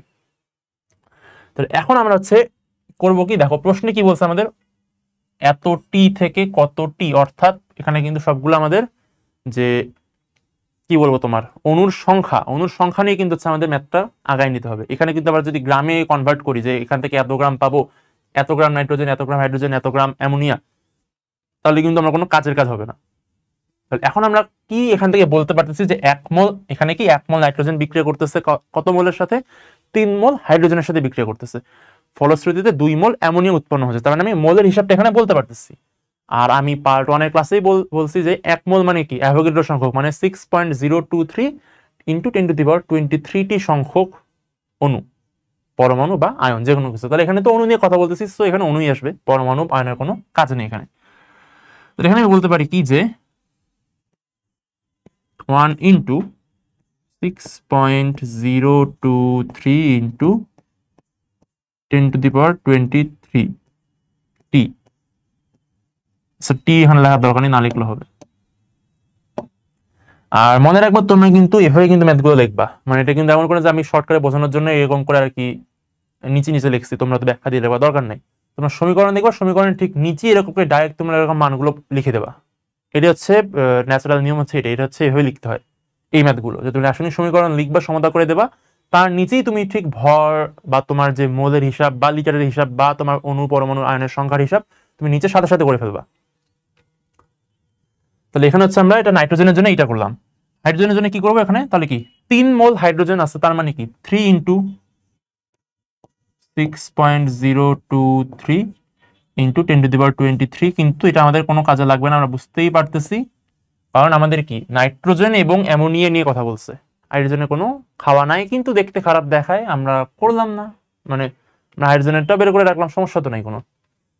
এখানে হবে কি 2 ইন্টু অ্যামোনিয়ার অণু কতটা, তার মানে হচ্ছে 6.023 ইন্টু 10⁻23টি। তো লিখতে পারি কি আমরা, এটা তো এই মানটাই থাকবে 6.023 10⁻23, আর এটা করে কি হবে আমাদের 6 দুগুণে 12 দশমিক 0, 2 দুগুণে 4, 3 দুগুণে 6 ইন্টু 10⁻23। আশা করি এইটাই আমাদের আনসার, মানে মান হওয়ার কথা, এটাই হবে। তার মানে বলতে পারি কি যে 6.023 ইন্টু 10⁻23টি নাইট্রোজেন অণু থেকে আমরা আলটিমেটলি 12.046 ইন্টু 10⁻23টি অ্যামোনিয়া অণু লাভ করে থাকি। তাহলে এখন লিখবো যে বিক্রিয়া থেকে পাই, যেটা বললাম সেটা লিখবো, তারপর লিখবো যে 5টি নাইট্রোজেন অণু থেকে এতটি পাই। তাহলে দেখো এটা একদম ইজি ম্যাথ, মানে তোমাদের কাজ হচ্ছে শুধুমাত্র এই রাসায়নিক সমীকরণটা বোঝা, কি সমীকরণ হবে সেই সমীকরণের সমাধান করা, সেখান থেকে এই হিসেব পর্যন্ত আসতে পারলে বাকিটা তোমার একদম পানি ভাত, আর কিছুই না।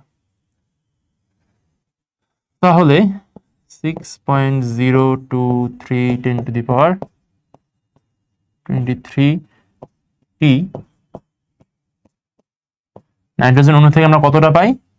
আর হচ্ছে 12.04, 0 তো হলো না, 6 হয়ে গেল, 046 ইন্টু 10⁻23টি অ্যামোনিয়া। ভাষা তোমরা নিজের মতো দিতে পারো, সমস্যা নাই, যে এতটি নাইট্রোজেন থেকে আমরা এতটি অ্যামোনিয়া অণু পাইতেছি। অতএব 5টি বলছে না, হ্যাঁ 5টি নাইট্রোজেন অণু।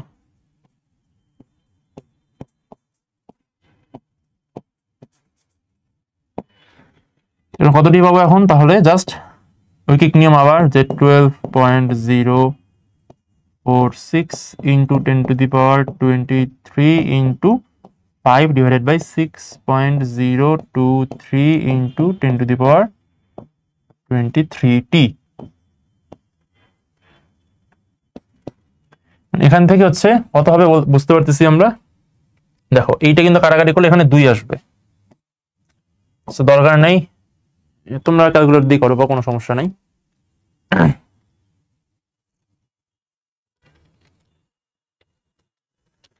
দেখবে এখানে তো আলটিমেটলি 5 দুগুণে 10টা আসবে আনসার।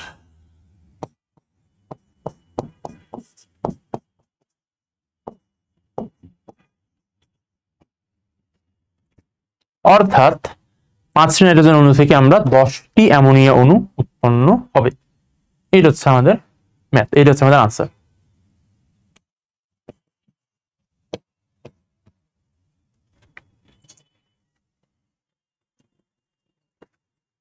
এরপর আসো নেক্সট ম্যাথ কি, আমাদের 6 মোল পানি উৎপন্ন করতে কতটি অক্সিজেন অণু প্রয়োজন।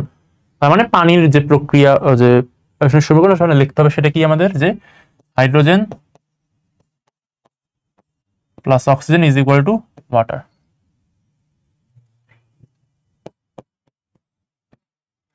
এখানে দেখো হাইড্রোজেন মিলে গেছে, অক্সিজেন কিন্তু মিলে নাই।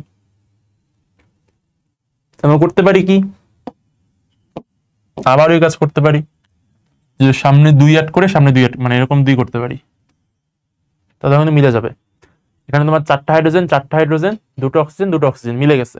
আবার তুমি চাইলে এই 2 বাদ দিয়ে তুমি মাঝখানে হাফ গুণ করতে পারতো, কোনো সমস্যা নাই, কিন্তু ওগুলো হাফটা নর্মালি হচ্ছে করা হয় না। আমরা নর্মালি হচ্ছে অলওয়েজ পূর্ণ সংখ্যা দিয়ে গুণ করতে পছন্দ করি, এই জন্য হাফ গুণ নর্মালি আর কি অ্যাভয়েড করা ট্রাই করি। তোমরা ট্রাই করিও, তোমরা অলওয়েজ ট্রাই করো পূর্ণ সংখ্যা গুণ করে দেওয়ার, তাহলে কি দেখতে ভালো লাগে। এখন দেখো কি বলেছে, মোলের হিসাবে রাখতে বলছে কতটি। আচ্ছা, একটা মোল একটা হচ্ছে অণু, কতটি অক্সিজেন অণু প্রয়োজন। আচ্ছা, তার মানে দেখো পানি, তার মানে কি H2 আর অক্সিজেন, আমাদের এই দুটো নিয়ে কাজ করতে হবে, আমাদের হাইড্রোজেন নিয়ে কোনো কাজ করতে হবে না। আচ্ছা, তাহলে এবার আমি হাইড্রোজেনটা বাদ রাখি, বারবার কি দরকার লেখার, তোমাদেরও আর কি সময় দিতেছে, জাস্ট আমরা যতটুকু দরকার ততটুকু নিয়ে আমরা হিসাব করবো বোঝানোর জন্য, যে পানি লাগবে আমাদের আর অক্সিজেন, তার মানে আমরা এই দুটো নিয়ে হিসাব করতে হবে। এখন কোনটাতে আমি মোল কোনটাতে অণু আনবো, যেহেতু বুঝতে পারতেছি এখানে হচ্ছে মোলও আছে আবার অণুও আছে। দেখো 6 মোল পানি বলছে, তার মানে এটা কোনো চেঞ্জ আনার দরকার নেই, আমি বলতে পারতেছি এখানে 2 মোল পানি তৈরি হয়েছে, মানে কি 2 মোল হাইড্রোজেন 1 মোল অক্সিজেনের সাথে বিক্রিয়া করে 2 মোল পানি বা 2 মোল H2 উৎপন্ন করে। ঠিক আছে, তাহলে 2 মোলই রেখে দেই। তাহলে আমি জাস্ট চেঞ্জ আনবো এখানে যে কতটি অক্সিজেন অণু প্রয়োজন, তার মানে এখানে 1 মোল অক্সিজেন আছে, 1 মোল মানে কি অ্যাভোগাড্রো সংখ্যক, তার মানে কি বলতে পারি এখানে আমরা 6.023 ইন্টু 10⁻23, এটা হচ্ছে আমাদের অক্সিজেন অণুর সংখ্যা। অর্থাৎ 6.023 ইন্টু 10⁻23 টি অক্সিজেন এবং 2 মোল অক্সিজেন বিক্রিয়া করে 2 মোল পানি উৎপন্ন করে থাকে। তাহলে এখন আমরা লিখবো কি, যে মানে কি অক্সিজেনের পরিমাণটা জানতে চাইছে, তার মানে অক্সিজেন ডান পাশে রাখবো, বাম পাশে রাখবো পানি। তাহলে লিখবো কি 6 মোল, তাহলে লিখবো কি যে বিক্রিয়া থেকে পাই 2 মোল পানি উৎপন্ন করতে এতটি সংখ্যক অক্সিজেন অণু প্রয়োজন।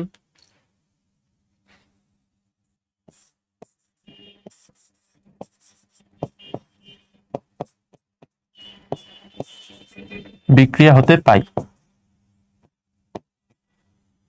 যে 2 মোল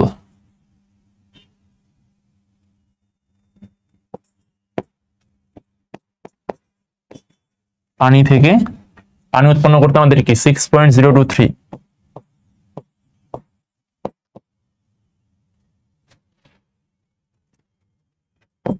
ইন্টু 10⁻23 টি অক্সিজেন প্রয়োজন। অতএব 6 মোল পানি উৎপন্ন করতে আমার কত লাগবে, আবার ঐকিক নিয়ম 6.023 ইন্টু 10⁻20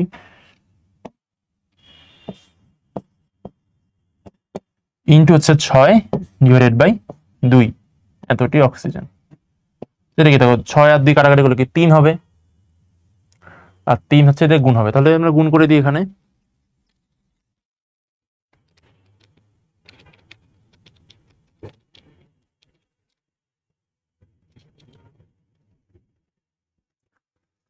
আসলে আমাদের 1.8069, তাহলে 81 লিখতে পারি আমরা, 1.81 ইন্টু 10⁻24 অক্সিজেন অণু, এটা হচ্ছে আমাদের আনসার।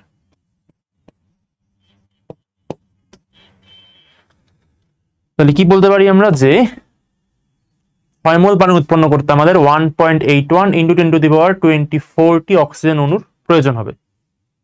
আচ্ছা, এরপর আমাদের ম্যাথ আসলো কি, প্রমাণ তাপমাত্রা ও চাপে 4 লিটার নাইট্রোজেন থেকে কত লিটার কত লিটার অ্যামোনিয়া পাওয়া যাবে। দেখো এইরকম ম্যাথ আমরা কিন্তু আগের দিন পেয়েছিলাম, মানে এরকম প্রথম ওয়ার্ডটাকে আগের দিন আমরা পাইছিলাম, প্রমাণ তাপমাত্রা ও চাপ, একে আমরা কি এসটিপি বলে থাকি এটা। আর দেখো এখানে হচ্ছে 4 লিটার আর কত লিটার, তার মানে এখন আমাদের লিটার নিয়ে কাজ করতে হবে। আর আমরা এটা আগে থেকে জানি এসটিপি থাকলে সেখানে অলওয়েজ বলতে পারি সেখানে হচ্ছে যে মোলার আয়তন কোনো গ্যাসের এটা কত 22.4 লিটার, আমরা কিন্তু ইজিলি বলতে পারি। লেখাটা বোঝা যাচ্ছে আশা করি, সমস্যা নেই, আমরা পরেও তো বলবো, পরে ওটা কাজে থাকবে। আচ্ছা ঠিক আছে, এটা আমরা হচ্ছে বলতে পারি যে এসটিপিতে গ্যাসের মোলার আয়তন হচ্ছে 22.4 লিটার। আর এখানে কি হচ্ছে আমাদের, এখানে কি নাইট্রোজেন এবং অ্যামোনিয়ার মধ্যে কথা বলতেছে, তার মানে কি আবার প্রথম বিক্রিয়া চলে যাই আমরা, যে N2 plus H2 is equal two ammonia. কত ছিল এটা আমাদের এখানে? এটা হচ্ছে 2 ছিল, এটা হচ্ছে আমাদের 3 ছিল। এটা ছিল আমাদের সমান্তরালকৃত সমীকরণ। আমরা ব্যাখ্যা দিলাম না, আগেরটা তো এটা আমরা অলরেডি করে আসছি এই টাইপের ম্যাথ। এখন আমাদের এখানে কি লাগতেছে এখানে যে 4 লিটার এবং কত লিটার, তার মানে লিটার নিয়ে কথা হচ্ছে। কার কার মধ্যে? নাইট্রোজেনের মধ্যে এবং অ্যামোনিয়ার মধ্যে। তার মানে আমাদের আবার হাইড্রোজেনের কোনো খাওয়া নেই, তো হাইড্রোজেন এখন আমি লিখবো না। তাহলে কি বলতে পারি আমরা? এখানে দেখো 1 মোল নাইট্রোজেন গ্যাসের মোলার আয়তন কত হয়? 22.4 লিটার।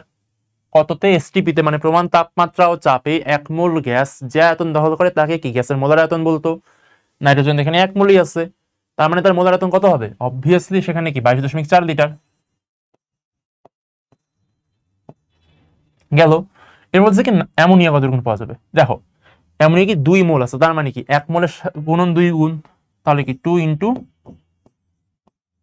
20.4 লিটার, মানে কত হবে? 22 দুগুণে 44, 44.8 লিটার।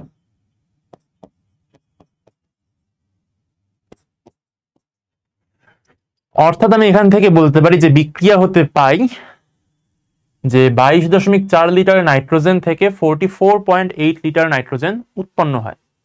এটাই আমরা তাহলে এখন লিখবো যে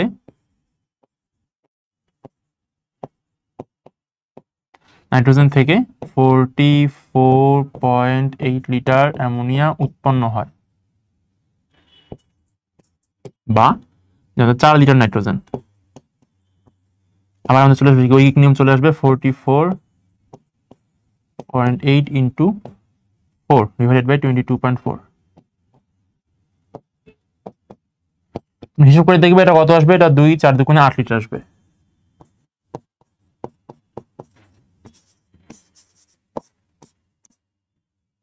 এটা হচ্ছে আমাদের আনসার।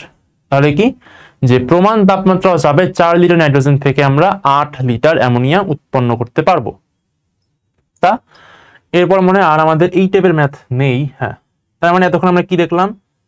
আমরা ভর নিয়ে কাজ করছি, মোল নিয়ে কাজ করছি, অণু নিয়ে কাজ করছি, লিটার নিয়ে কাজ করছি। আমরা 4 টাইপের ম্যাথে কিন্তু এখানে প্রত্যেকটা একটা করে সলভ করছি। আমাদের মোটামুটি এই যে সমীকরণ ভিত্তিক যে তোমার ম্যাথস হবে এটা কিন্তু মোটামুটি শেষ হয়ে গেল। আচ্ছা, তাহলে এইভাবে আমরা করবো। তাহলে কি সমীকরণ দেখবো প্রথমে, তারপর তুমি দেখবা তোমার প্রশ্নে কি চাইছে, অণু, তার অণুর সংখ্যা নাকি মোল নাকি ভর নাকি মোল, তুমি সেইভাবে হচ্ছে ফর্মে নিয়ে যাবা, ফরম্যাটে নিয়ে যাবা, তারপর তুমি ম্যাথটা সলভ করবা। এতটুকুনি, আর কিচ্ছু না। ঐকিক নিয়ম আর সমীকরণ লিখতে পারা, সমীকরণ সমাধান করতে পারা, এইটা যে পারে সে ইজিলি তোমার এই ম্যাথগুলো সলভ করতে পারবে। তো নতুন একটা টার্ম আসলো আমাদের, যে লিমিটিং বিক্রিয়ক। লিমিটিং মানে কি? যে তোমার বিক্রিয়ক মানে কি বিক্রিয়ার বাম দিকেই থাকবে, মানুষের একটা প্রাইমারি প্রোডাক্ট, এবং সে হচ্ছে বিক্রিয়াটাকে সে লিমিটের মধ্যে রাখবে, মানে লিমিটেশনস দেবে একটা, মানে কি একটা সময় পর বিক্রিয়াটা থেমে যাবে। তার কারণে এই লিমিটিং বিক্রিয়কের কারণে একসময় বিক্রিয়াটা থেমে যাবে। তাহলে এটা আমরা আচ্ছা আমি একটা ব্যাখ্যাই দিই আগে, তারপর সংজ্ঞায় যাচ্ছি।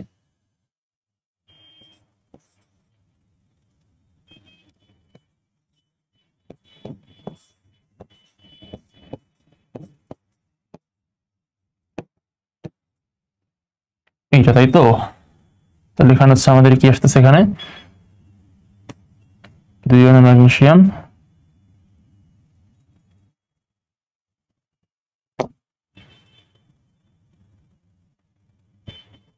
তাই তো বলি, এটা তো ভুল লিখছি। হ্যাঁ, এখন ঠিক আছে। তাহলে এখানে আমরা যদি 2 অ্যাড করে দিই, এখানে 2 অ্যাড করলে এখন তাহলে সমাধান হয়ে গেছে। তাহলে বলতে পারতেছে কি 2 মোল ম্যাগনেসিয়াম 1 মোল অক্সিজেনের সাথে বিক্রিয়া করে 2 মোল ম্যাগনেসিয়াম অক্সাইড উৎপন্ন করবে। এখান থেকে মনে করো আমি আলটিমেটলি হিসাব করে পাইলাম কত পাবো? এখানে আমি 48 গ্রাম পাবো। আগে থেকে হিসাব করছিলাম এটা। তারপর 16 দুগুণে 32 গ্রাম, আর এটা ছিল কত? এটা 80 গ্রাম ছিল। ভুল নয়। তাহলে আমরা এইটা এরকম একটা মান পাইছিলাম সলভ করে, যে 48 গ্রাম ম্যাগনেসিয়াম 32 গ্রাম অক্সিজেনের সাথে বিক্রিয়া করে 80 গ্রাম ম্যাগনেসিয়াম অক্সাইড উৎপন্ন করবে। ফাইন। তাহলে আমরা বলছি লিমিটিং বিক্রিয়ক, মানে আমার এখন বিক্রিয়ক নিয়ে কথাবার্তা হবে। আমি এখন উৎপাদটাকে ভুলে যাই আপাতত। তাহলে আমি হচ্ছে এখন এই দুটো নিয়ে আমি এখন কথাবার্তা বলবো। কি পাচ্ছি? 48 গ্রাম ম্যাগনেসিয়াম থাকতে হবে এবং 32 গ্রাম অক্সিজেন থাকতে হবে, তবেই আমি আমার কাঙ্ক্ষিত 80 গ্রাম উৎপাদ বা ম্যাগনেসিয়াম অক্সাইড উৎপন্ন করতে পারবো। এখন মনে করো তোমাকে 48 গ্রাম ম্যাগনেসিয়াম দিলাম, কিন্তু আমি সেখানে মনে করো 25 গ্রাম অক্সিজেন রাখলাম, মনে করো 32 নেই, সেখানে এখন আমাদের আছে 25 গ্রাম, কিন্তু এখানে এখনো সেই 48 গ্রামই আছে। এটা তো আমাকে তো প্রোভাইড করতে হবে। আমি তো হচ্ছে মনে করো একটা পাত্রে ম্যাগনেসিয়াম রেখে তার মধ্যে আমি অক্সিজেন চালনা করতেছি। তো আমি একটা পাত্রে হচ্ছে 48 গ্রাম ম্যাগনেসিয়ামের একটা খণ্ড রাখলাম, রেখে তার মধ্যে আমি 25 গ্রাম অক্সিজেনের ফ্লো করালাম। তাহলে কিন্তু আমরা 80 গ্রাম কিন্তু ম্যাগনেসিয়াম অক্সাইড পাবো না, কারণ একটা সময় যাওয়ার পর, কারণ 48 গ্রাম ম্যাগনেসিয়াম তো তার জন্য দরকার পুরো 32 গ্রাম অক্সিজেন দরকার পুরোপুরি বিক্রিয়াটা শেষ করতে। তাহলেই আমাদের ম্যাগনেসিয়ামও নিঃশেষ হবে, অক্সিজেনও নিঃশেষ হবে, হয়ে লাস্ট পর্যন্ত আমাদের ম্যাগনেসিয়াম অক্সাইড সম্পূর্ণ ম্যাগনেসিয়াম অক্সাইডে কনভার্টেড হয়ে যাবে। কিন্তু যখনই আমি একটা বিক্রিয়ক পরিমাণটা কমাই দিচ্ছি, তার কাঙ্ক্ষিত মানের থেকে যখন একটু কমাই দিচ্ছি, মনে করো 25 গ্রাম করলাম, তাহলে 7 গ্রাম কম আছে। তার মানে কি, সে অবশ্যই এইটুকুন তো যাবে, আর একই সাথে কিন্তু আমাদের 25 গ্রাম পুরোপুরি শেষ হয়ে যাবে বিক্রিয়া করে, কারণ 25 গ্রাম একটা ফোঁটা অবশিষ্ট থাকবে না। আবার দেখা যাবে মনে করো 48 গ্রাম থেকে আমাদের মোটামুটি 40 গ্রাম, হয়তো দেখা যাবে আমাদের 40 গ্রাম, আর এইটা হচ্ছে বিক্রিয়া করছে, করে হচ্ছে আমাদের একটা সার্টিন অ্যামাউন্ট, ধরো আমাদের 70 গ্রাম ম্যাগনেসিয়াম অক্সাইড উৎপন্ন করবে। তাহলে এই যে আমাদের এক্সট্রা 8 গ্রাম কিন্তু দেখা যাবে পাত্রের মধ্যে পড়ে থাকবে। তাহলে আমরা বলতে পারি কি, 8 গ্রাম ম্যাগনেসিয়াম দেখা যাবে পাত্রের মধ্যে এক্সট্রা পড়ে আছে। মানে যদি একদম বলতে চাই, আরেকবার আমি বুঝাই বলি, যে 48 গ্রাম ম্যাগনেসিয়ামের জন্য 32 গ্রাম অক্সিজেন প্রয়োজন, কিন্তু আমি 48 গ্রাম ম্যাগনেসিয়ামের জন্য 25 গ্রাম অক্সিজেন অ্যাভেলেবল রাখছি। তাহলে কি আমাদের 25 গ্রাম অক্সিজেন পুরোটাই ম্যাগনেসিয়ামের উপর কাজ করবে, করে একটা সার্টেন অ্যামাউন্ট মনে করো 70 গ্রাম ম্যাগনেসিয়াম অক্সাইড উৎপন্ন করবে। আর 25 গ্রাম অক্সিজেন তো পুরোপুরি ম্যাগনেসিয়ামকে তো সে খেয়ে ফেলতে পারবে না, বা পুরোপুরি ম্যাগনেসিয়ামের সাথে সে তো বিক্রিয়া করতে পারবে না। তো দেখা গেল সে 40 গ্রাম ম্যাগনেসিয়ামের সাথে বিক্রিয়া করতেছে, আর তোমার 8 গ্রাম এক্সট্রা পড়ে থাকতেছে। আমরা এই পর্যন্ত আসলাম। তাহলে এক্ষেত্রে দেখা যাবে কি, পাত্রের মধ্যে আমাদের 8 গ্রাম এক্সট্রা পড়ে আছে, আর হচ্ছে 25 গ্রাম পুরোপুরি শেষ হয়ে গেছে। তারপর কিন্তু বিক্রিয়া কি আর চলবে? বিক্রিয়া কিন্তু থেমে গেল। কিন্তু আমার 8 গ্রাম ম্যাগনেসিয়াম এক্সট্রা পড়েই আছে এখনো পাত্রে, কিন্তু তখন আমার সেই 8 গ্রাম ম্যাগনেসিয়ামের সাথে বিক্রিয়া করার মতো কোনো এক্সট্রা অক্সিজেন আমাদের অ্যাভেলেবল না। তার মানে কি, বিক্রিয়া কিন্তু পুরোপুরি কিন্তু আমাদের শেষ হলো না। আমার কিন্তু টার্গেট ছিল পুরো 48 গ্রামকে আমার হচ্ছে ম্যাগনেসিয়াম অক্সাইডে কনভার্ট করা, কিন্তু আমি পারলাম না। কেন না? আমার এখানে অক্সিজেনটা কম ছিল, আর অক্সিজেনটা কিন্তু বিক্রিয়া করে শেষ হয়ে গেছে। 25 গ্রাম অক্সিজেন পুরোপুরি শেষ, সে কিন্তু কিচ্ছু অবশিষ্ট নেই। তাহলে আমি বলতে পারি কি, আমি এখন দেখো এই যে ম্যাগনেসিয়াম আর এই যে অক্সিজেন, এর মধ্যে কোন জিনিসটা আমার বিক্রিয়াটাকে থামায় দিল? একটু চিন্তা করো তুমি, যে এর মধ্যে কোন বিক্রিয়াটার কারণে আমার আলটিমেটলি পুরো বিক্রিয়াটা শেষ হলো না, যে আমার 8 গ্রাম ম্যাগনেসিয়াম অবশিষ্ট থাকলো? নিশ্চয়ই অক্সিজেন।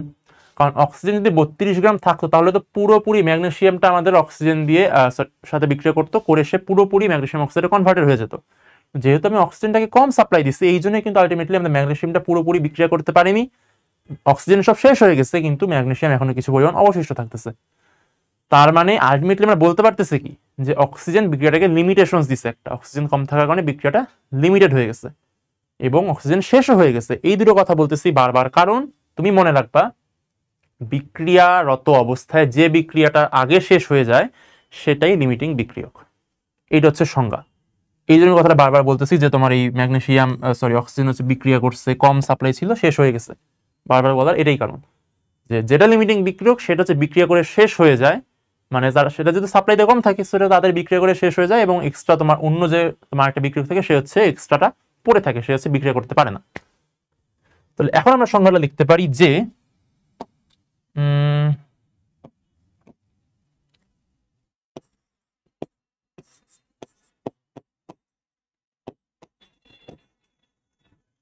রাসায়নিক বিক্রিয়ায়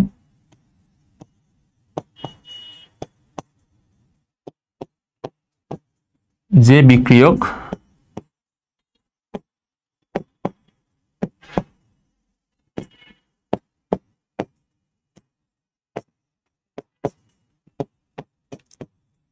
বিক্রিয়া করে শেষ হয়ে যায়,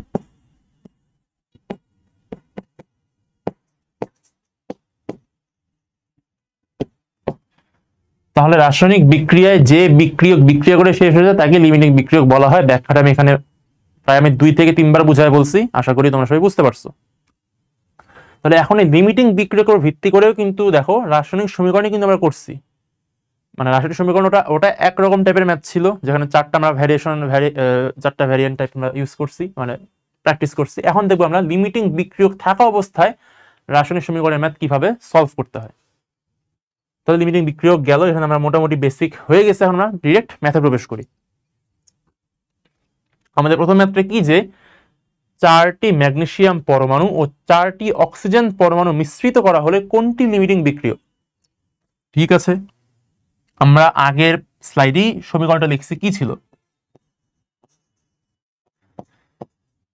magnesium plus oxygen is equal two magnesium oxide, এখানে হবে কি আমাদের 2, এখানে যাবে 2, এখানে হবে, হয়ে যাবে আমাদের সমতাকরণ ডান। এখন বলতেছে কি যে 4টি ম্যাগনেসিয়াম পরমাণু এবং 4টি অক্সিজেন অণু মিশ্রিত করা হয়েছে।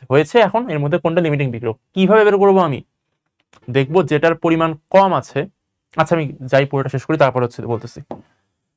এখন আমি এখানে প্রথম কাজ কি, যখনই আমি এরকম সমীকরণ দেখবো সেখান থেকে আমি কি ভাঙাবো এটাকে। এখন দেখো টি মানে হচ্ছে প্রত্যেকটা অণুর সংখ্যা লাগবে, তার মানে কি বলতে পারি এখানে 2 × 6.023 10⁻23, আর এখানে হচ্ছে ওইটাতে 1 মোল, যেহেতু 1 মোল অক্সিজেন, সো 6.023 × 10⁻23 আমরা এটা বলতে পারি। তাহলে ইজ ইকুয়াল টু কি হবে আমাদের, 6 × 12, তাহলে 12.046 × 10⁻23, এবং এটা তো সেম থাকতেছে, তার মানে বলতে পারি যে 12.046 × 10⁻23 টি ম্যাগনেসিয়াম পরমাণু 6.023 × 10⁻23 টি অক্সিজেন অণুর সাথে বিক্রিয়া করতে পারে। আচ্ছা, তাহলে এখন হচ্ছে আমি এটা লিখি, এখন এখান থেকে বিক্রিয়া হতে পাই। বিক্রিয়া হতে কি পাচ্ছি আমরা, যে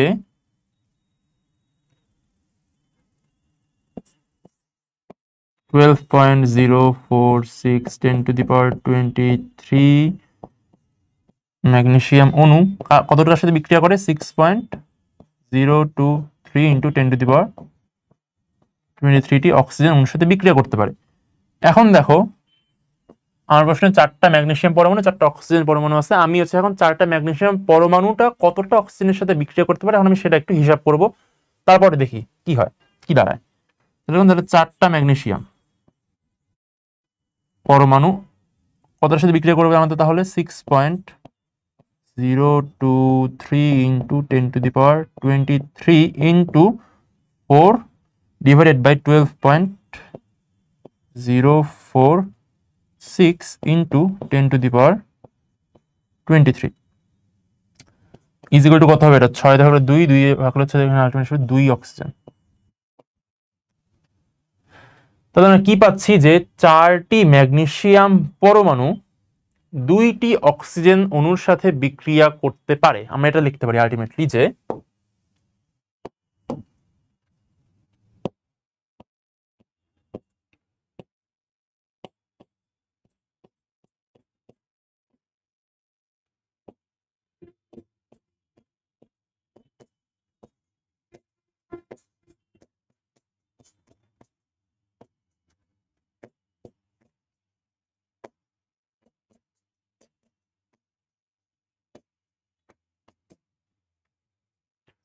কি লিখতেছে, তাহলে 4টি ম্যাগনেসিয়াম 2টি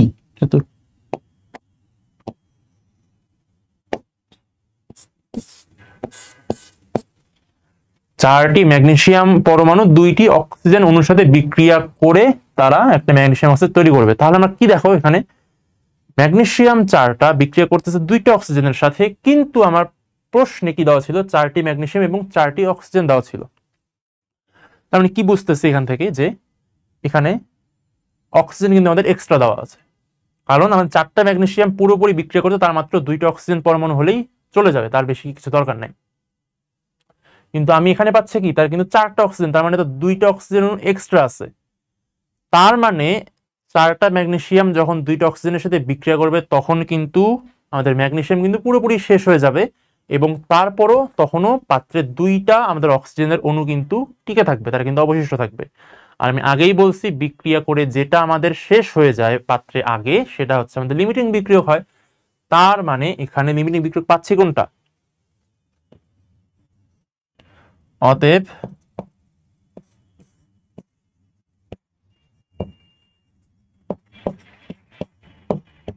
এখানে তো লিমিটিং বিক্রিয়ক কে আমাদের লিমিটিং বিক্রিয়ক হচ্ছে ম্যাগনেসিয়াম, কারণ ম্যাগনেসিয়াম হচ্ছে বিক্রিয়া করে আগে শেষ হয়ে যাবে, তারপরও পাত্রে দুইটা আমাদের অক্সিজেন অণু এক্সট্রা পড়ে থাকবে। এইভাবে হচ্ছে আমরা এই ম্যাথটা সলভ করবো। মানে এখানে এরকম এই লেভেলে এসে মানে তুমি কিন্তু চাইলে 4টা অক্সিজেন তুমি ম্যাথটা করতে পারতা। তুমি যদি 4টা অক্সিজেন দিয়ে করতো তাহলে তুমি হয়তো পাইতা অ্যারাউন্ড, তখন দেখা যেত যে 8টা ম্যাগনেসিয়াম অণু দরকার। যদি তুমি করতে যে 4 অণু ম্যাগনেসিয়াম 4 অণু অক্সিজেন বিক্রিয়া করে, তখন লিখতে যে তুমি 6.023 সামথিং যে বিক্রিয়া করে এত গ্রাম ম্যাগনেসিয়ামের সাথে, তাহলে 4টি অক্সিজেন অণু কতগুলোর সাথে করে, তখন আনসার পাইতা 8টা ম্যাগনেসিয়াম পরমাণু পাইতা তুমি। তখন তুমি ব্যাখ্যাটা কিভাবে দিতা যে 4 অণু অক্সিজেনের জন্য প্রয়োজন 8টা ম্যাগনেসিয়াম পরমাণু, কিন্তু পাত্রে আছে মাত্র 4টা ম্যাগনেসিয়াম পরমাণু, অর্থাৎ যে 4টা ম্যাগনেসিয়াম পরমাণু তো অক্সিজেনের সাথে বিক্রিয়া করে ভ্যানিশ হয়ে যাবেই, তারপরও হচ্ছে সবগুলো অক্সিজেন আমাদের ম্যাগনেসিয়ামের সাথে বিক্রিয়া করতে পারবে না, অর্থাৎ বিক্রিয়াটা ওখানেই থেমে যাবে, কারণ ম্যাগনেসিয়াম অপর্যাপ্ত পরিমাণে ছিল, অর্থাৎ ম্যাগনেসিয়াম লিমিটিং বিক্রিয়ক। তুমি চাইলে ওইভাবে ব্যাখ্যাটা দিতে পারবা, যে তার মানে তুমি কি ম্যাগনেসিয়ামকে ধরেও তুমি ম্যাথ করতে পারো, অক্সিজেনকে ধরেও ম্যাথ করতে পারো, ব্যাখ্যাটা তখন একটু চেঞ্জ হবে, সেটা তুমি তোমার হিসেবে তুমি ব্যাখ্যাটা দেবা, তাহলেই হয়ে যাবে। কিন্তু দুই ক্ষেত্রে আনসার অবশ্যই সেমই আসবে। এবার দেখো 5 গ্রাম হাইড্রোজেন গ্যাসের মধ্যে 75 গ্রাম ক্লোরিন গ্যাস মিশ্রিত করা হলো, কোনটি লিমিটিং বিক্রিয়ক এবং বিক্রিয়া শেষে কোন বিক্রিয়ক কতটুকু অবশিষ্ট থাকবে। মানে এই পর্যন্ত ম্যাথ আগেরটার মতো সেম, পরেরটা খালি একটু এক্সট্রা আছে। আচ্ছা, এরকম ক্ষেত্রে প্রথম কাজটা কি, বারবার বলছি, আমরা প্রথমেই সমীকরণ দেখবো কি আছে, হাইড্রোজেন ক্লোরিন এবং কি আছে উৎপন্ন কি হবে, HCl উৎপন্ন হবে, এটা আমরা বুঝতেই পারতেছি। কি লিখবো তাহলে আমরা, H2 plus Cl2 is equal to 2HCl। আমি ডিরেক্ট সমাধান লিখিয়ে দিলাম। হাইড্রোজেন এবং ক্লোরিন গ্যাস, যেহেতু গ্যাস তার মানে তারা অবশ্যই H2Cl2 ফর্মে থাকবে, দ্বিপারমাণবিক গ্যাস, তাহলে তারা 2 অণু হাইড্রোক্লোরিক অ্যাসিড উৎপন্ন করবে বা উৎপাদ উৎপন্ন করবে। আচ্ছা, কি গ্রাম নিয়ে আছে, গ্রাম, তাহলে দেখো হাইড্রোজেনের ভর কত, এখানে 2 গ্রাম হবে মোট আর কি, কারণ একটা হাইড্রোজেন 1 গ্রাম, দুইটা আছে, সো 2 গ্রাম। ক্লোরিন কত, ক্লোরিন আমরা জানি হচ্ছে 35.5, তাহলে তুমি এখান থেকে 35.5 ইন্টু 2 করে পাও 71 গ্রাম। এটা নিয়ে কোনো কাজ করতে হবে না, কারণ এটা নিয়ে আমাদের কোনো মাথা ব্যথাই নাই, কারণ কাজ হবে এই দুটার মধ্যে। কি পাচ্ছি আমরা, 2 গ্রাম হাইড্রোজেন এবং 71 গ্রাম ক্লোরিন পাচ্ছি, কারণ ক্লোরিনের হচ্ছে 35.5 ইন্টু 2 করলে 71 আসবে, তাহলে আমরা 71 গ্রাম পেয়ে যাচ্ছি। তাহলে এখন আমরা ম্যাথটা করবো কিভাবে, যে 2 গ্রাম হাইড্রোজেনের জন্য লাগে 71 গ্রাম ম্যাগনেসিয়াম, যে বিক্রিয়া হতে পাই, আবার লিখবো এই জিনিসটা, তারপর লিখবা যে আমরা এখন এই পাশে লিখি,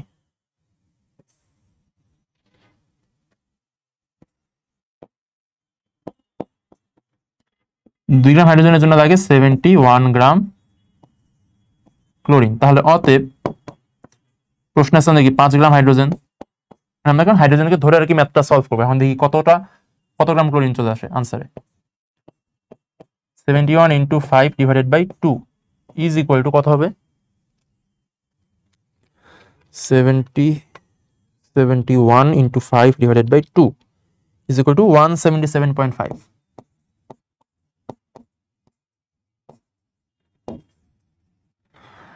তার মানে আমি কি পাচ্ছি এখান থেকে, যে আমাদের 5 গ্রাম হাইড্রোজেনের বিক্রিয়ার জন্য, সম্পূর্ণরূপে বিক্রিয়া করতে গেলে তার জন্য 177.5 গ্রাম ক্লোরিন গ্যাস থাকতে হবে পাত্রে।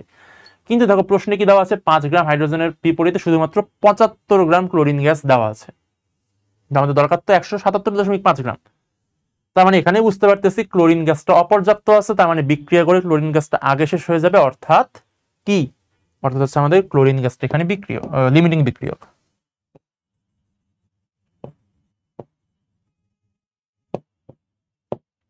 অর্থাৎ এখানে ক্লোরিন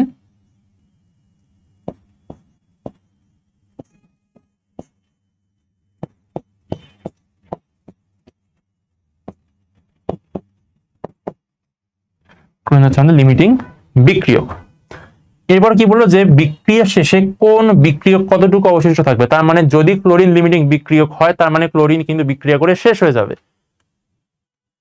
তাহলে এখন আমাদের বুঝতেছি তাহলে কি হাইড্রোজেন একটু অবশিষ্ট থাকবে, এখন বের করতে হবে কতটুকু হাইড্রোজেন আমাদের অবশিষ্ট থাকবে। তার জন্য আমরা কি করবো, এখন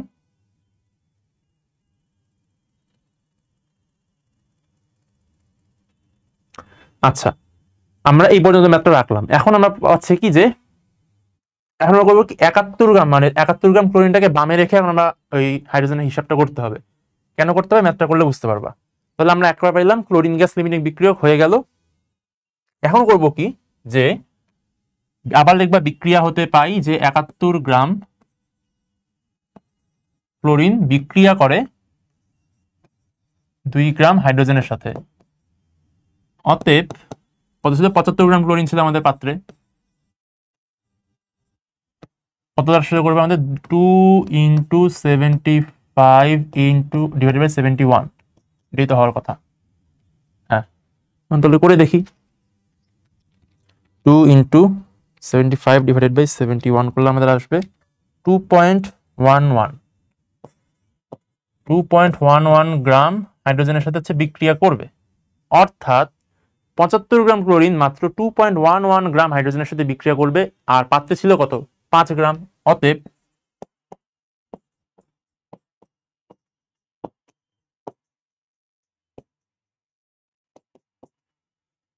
পাত্রে থাকবে কত আমাদের? 5 - 2.11 ইজ ইকুয়াল টু 2.8, কত হবে? 2.89। এটা হচ্ছে আমাদের আরেকটা আনসার। তাহলে লিমিটিং বিক্রিয়কে হচ্ছে আমাদের ক্লোরিন গ্যাস, আর পাত্রে 2.89 গ্রাম হাইড্রোজেন অবশিষ্ট থাকবে। গেল, তাহলে এই ম্যাথটা গেল। এবার দেখি আমরা, আচ্ছা এটার জন্য আর কি এই পেজটাই ছিল আমার, আমি ভুলে তো অন্য স্লাইড নিয়ে এসেছি। আচ্ছা, এটা দরকার নাই, ওটা হচ্ছে আমি আর কি এক্সট্রা স্লাইড অ্যাড করে রাখছিলাম যে ওই ম্যাথটার জন্য, কিন্তু আমি এই স্মার্ট বোর্ডের একটা স্লাইড আমি ইউজ করে ফেলছি এক্সট্রা এনে। আচ্ছা, সমস্যা নাই। তাহলে লিমিটিং বিক্রিয়ক আমাদের হয়ে গেল। এখন আসলে হচ্ছে নতুন একটা পার্ট, আজকে উৎপাদের শতকরা পরিমাণ হিসাব। এটাও কিন্তু আমরা আলটিমেটলি এই রাসায়নিক সমীকরণ থেকেই বের করব। আচ্ছা দেখো, উৎপাদের শতকরা পরিমাণটা আসলে কি বোঝায়? যে তোমার একটা যৌগ কতটা পরিমাণ শুদ্ধ বা অবিশুদ্ধ সেটা হচ্ছে আমরা এইটা থেকে হিসাব করতে পারি। কারণ প্রকৃতিতে কোনো কিছু একদম 100% খাঁটি না, তেমনই কোনো যৌগই 100% বিশুদ্ধ না। প্রত্যেকটা যৌগে কিছু না কিছু ভেজাল থাকে। আমরা যখন রাসায়নিক সমীকরণগুলো দেখি তখন কিন্তু একটা আদর্শ সমীকরণ হিসেবে আমরা কাউন্ট করি, কারণ ধরেই নেই আমি এটা থেকে সর্বোচ্চ পরিমাণে একদম যদি 100% বিশুদ্ধ হয়, তাহলে আমি সেখান থেকে এই সমীকরণ থেকে আমরা যে এখন হিসাবগুলো করলাম। আচ্ছা, আমি একটু দেখাই দিই। যেমন এইটা হচ্ছে কি আমাদের একটা সমীকরণ থেকে হিসাব করলাম। এখন যদি হাইড্রোজেন বিশুদ্ধ হয় এবং ক্লোরিন বিশুদ্ধ হয়, তাহলে সেক্ষেত্রে 2 গ্রাম হাইড্রোজেন এবং 71 গ্রাম ক্লোরিন বিক্রিয়া করে এখানে যতটুকু হওয়ার অত গ্রাম হাইড্রোক্লোরিক অ্যাসিড উৎপন্ন করবে, যখন আমাদের এই দুটো যে অণু বা যে কোনো বিক্রিয়ক যখন তারা যদি 100% বিশুদ্ধ হয় ঠিক তখনই। কিন্তু যখন আমরা বাস্তব জগতে আসবো তখন কিন্তু এরা সবাই কিন্তু এদের কিন্তু কিছু তোমার ইম্পিউরিটিস থাকে। তাহলে এরা কখনোই একদম একদম বলতে গেলে 100% আর কি বিশুদ্ধ না। সো তারা পুরোপুরি ফর্মুলাটাকে ফলো করতে পারে না, সমীকরণটাকে একটু কম বেশি হয়। কতটুকু কম বেশি হচ্ছে তার জন্য আমরা এই উৎপাদের শতকরা পরিমাণ হিসাবটা এনে থাকি। বুঝতে পারছি আশা করি। এখন তাহলে আসলে আমাদের তারই ফলশ্রুতিতে একটা টার্ম কি অ্যানালার গ্রেড। এটা জিনিসটা কি? তোমার কোনো পদার্থ বা কোনো যৌগ কত পার্সেন্ট বিশুদ্ধ সেটা হচ্ছে হিসাব করা হয়। এই শতকরা হিসাব থেকে এর মধ্যে সবচেয়ে বেশি বিশুদ্ধ হতে পারে যত পার্সেন্ট, তাকে বলা হয় অ্যানালার গ্রেড বলা হয়। নর্মালি তোমার দেখা যায় প্রায় 99% পর্যন্ত বিশুদ্ধ হইতে পারে কোনো পদার্থ, এর বেশি 100% করা পসিবল না। সো কোনো পদার্থের যে তোমার সর্বোচ্চ সংখ্যক বিশুদ্ধ যেটা করা সম্ভব সেটা হচ্ছে অ্যানালার গ্রেড। এটা সংখ্যা কিভাবে লেখা যায়? যে তোমার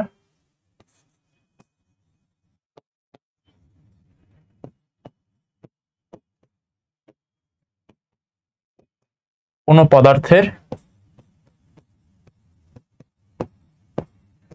সর্বোচ্চ যে পরিমাণ বিশুদ্ধ হইতে পারে,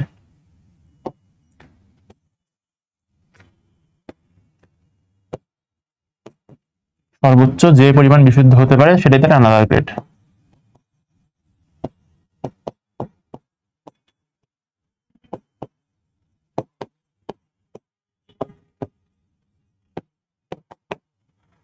তাহলে কোনো পদার্থ সর্বোচ্চ যে পরিমাণ বিশুদ্ধ হতে পারে তাকে সেই পদার্থের অ্যানালার গ্রেড বলা হয়। এখন এই অ্যানালার গ্রেড বা এটা কতটুকু বিশুদ্ধ সেটা আমরা হিসাব করতে পারি এই ফর্মুলা দিয়ে, যে উপরে থাকবে বিক্রিয়া হওয়ার পরে প্রাপ্ত প্রকৃত উৎপাদ, আর নিচে থাকবে রাসায়নিক সমীকরণ থেকে হিসাবকৃত উৎপাদ ইন্টু 100%, 100 না আগে 100% হবে আর কি এটা এখানে এইটা। এখন দেখো এটা হচ্ছে প্রকৃত উৎপাদ, তার মানে হচ্ছে আমরা এই যে ইম্পিউরিটিস যা আছে সেটা থাকার পরে আমরা যেটা পাইছি সেটা হচ্ছে আমাদের প্রকৃত উৎপাদ, মানে আমি বাস্তবে আমি পাত্রে রাসায়নিক বিক্রিয়াটা ঘটাইছি, ঘটাই দিয়ে আমি এই এতটুকু উৎপাদ পাইছি, এটা প্রকৃত উৎপাদ। আর নিচে থাকবে হচ্ছে আমি ঠিক সেম ওই বিক্রিয়াটা আমি রাসায়নিক সমীকরণ আকারে লিখবো, তারপরে এতক্ষণ যে আমি হিসাব করলাম সেটা আমি হচ্ছে এই গ্রামে আনবো, মোলে আনবো, যা করা লাগবে তাই করবো, করে যে আমি হিসাব করে যেটা মানবো তুমি হিসাবকৃত উৎপাদ হবে। এবং অবশ্যই হিসাবটা হয় যখন 100% বিশুদ্ধ থাকতেছে, এটা তো 100% না, অবশ্যই উপরেরটা কম থাকবে। তাহলে আমি এই কম ভাগ বেশি ইন্টু 100% করে দেখতে পারবো আলটিমেটলি কত পার্সেন্ট উৎপাদ আছে বা আমি কত পার্সেন্ট উৎপাদ পাচ্ছি এই রাসায়নিক বিক্রিয়াটা থেকে, যেটা আর কি বাস্তবে হইতেছে কোনো পাত্রের মধ্যে। তাহলে বেসিক বোঝাস এখন, তাহলে ম্যাথ শুরু হোক। কি ম্যাথ আমাদের প্রথমে, যে 2 গ্রাম ম্যাগনেসিয়াম ধাতু প্রয়োজনীয় পরিমাণ অক্সিজেনের সাথে বিক্রিয়া করে 3.25 গ্রাম ম্যাগনেসিয়াম অক্সাইড উৎপন্ন করে, এখানে উৎপাদের শতকরা পরিমাণ কত? আচ্ছা ঠিক আছে, কি বলেছে এখানে, এখানে কি বলে বলুক সেটা আমাদের দেখার বিষয় না, আমাদের দেখার বিষয় হচ্ছে প্রথমে আমাদের কি একটা সমীকরণ লিখতে হবে। এগুলা ম্যাথ মানে তুমি চোখ বন্ধ করে একটা সমীকরণ লিখবা, তারপর তুমি অন্য কিছু দেখবা কি চাইছে না চাইছে। ম্যাগনেসিয়াম অক্সিজেন ম্যাগনেসিয়াম অক্সাইড, তার মানে ওই আগের সমীকরণটাই চলে আসছে, magnesium plus oxygen is equal two magnesium oxygen 2 2 সমতাকরণ ডান। এখন আমরা করবো কি গ্রামের হিসাব, তার মানে আমরা এখন করবো কি, আমাদের আসছিল কত, 48 গ্রাম আসছিল, এটা ছিল 32 গ্রাম ছিল, ছিল আমাদের কত 80 গ্রাম, মানে শর্টে করে দিলাম, এটা তো আগে আমরা সলভ করছি এই ম্যাথটা, এই টাইপ ম্যাথ। তাহলে 48 গ্রাম ম্যাগনেসিয়াম, 32 গ্রাম অক্সিজেন এবং 80 গ্রাম ম্যাগনেসিয়াম অক্সাইড।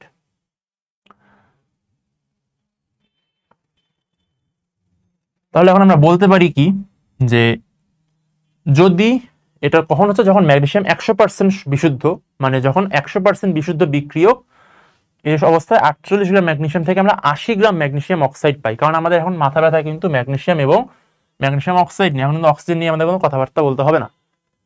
তাহলে লিখতে পারি যে 100% বিশুদ্ধ অবস্থায় 48 গ্রাম ম্যাগনেসিয়াম থেকে আমরা 80 গ্রাম ম্যাগনেসিয়াম অক্সাইড পাই। তাহলে 100% বিশুদ্ধ অবস্থায়, আচ্ছা তার আগে কলমটা চেঞ্জ করি, কালি চেঞ্জ করে লিখে নি আগে।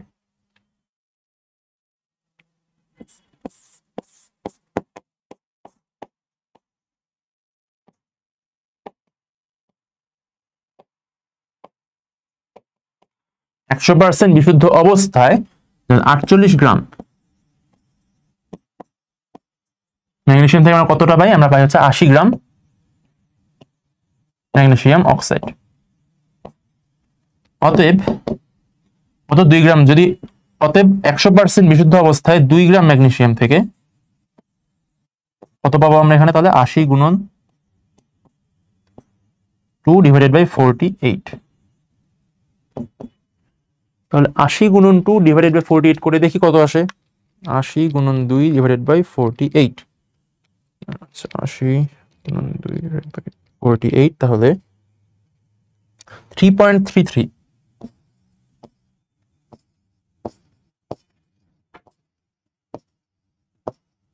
অর্থাৎ 100% বিশুদ্ধ থাকলে আমরা 2 গ্রাম ম্যাগনেসিয়াম থেকে আসলে 3.33 গ্রাম ম্যাগনেসিয়াম অক্সাইড কিন্তু পাইতাম। কিন্তু আমরা পাচ্ছি কত, আসলে আমরা কিন্তু প্রশ্ন দেওয়া আছে, আমরা কিন্তু আলটিমেটলি 3.25, মানে আমরা কিন্তু একটু কম পাচ্ছি। কেন? কারণ এখানে কিছু ইম্পিউরিটিস আছে। তাহলে এখন আমাদের টার্গেট কি, এখন হচ্ছে বের করতে হবে এই ম্যাগনেসিয়াম অক্সাইডের শতকরা পরিমাণটা কত, মানে আলটিমেটলি কত পার্সেন্ট বিশুদ্ধতা আছে এর মধ্যে। লিখবো তাহলে অতএব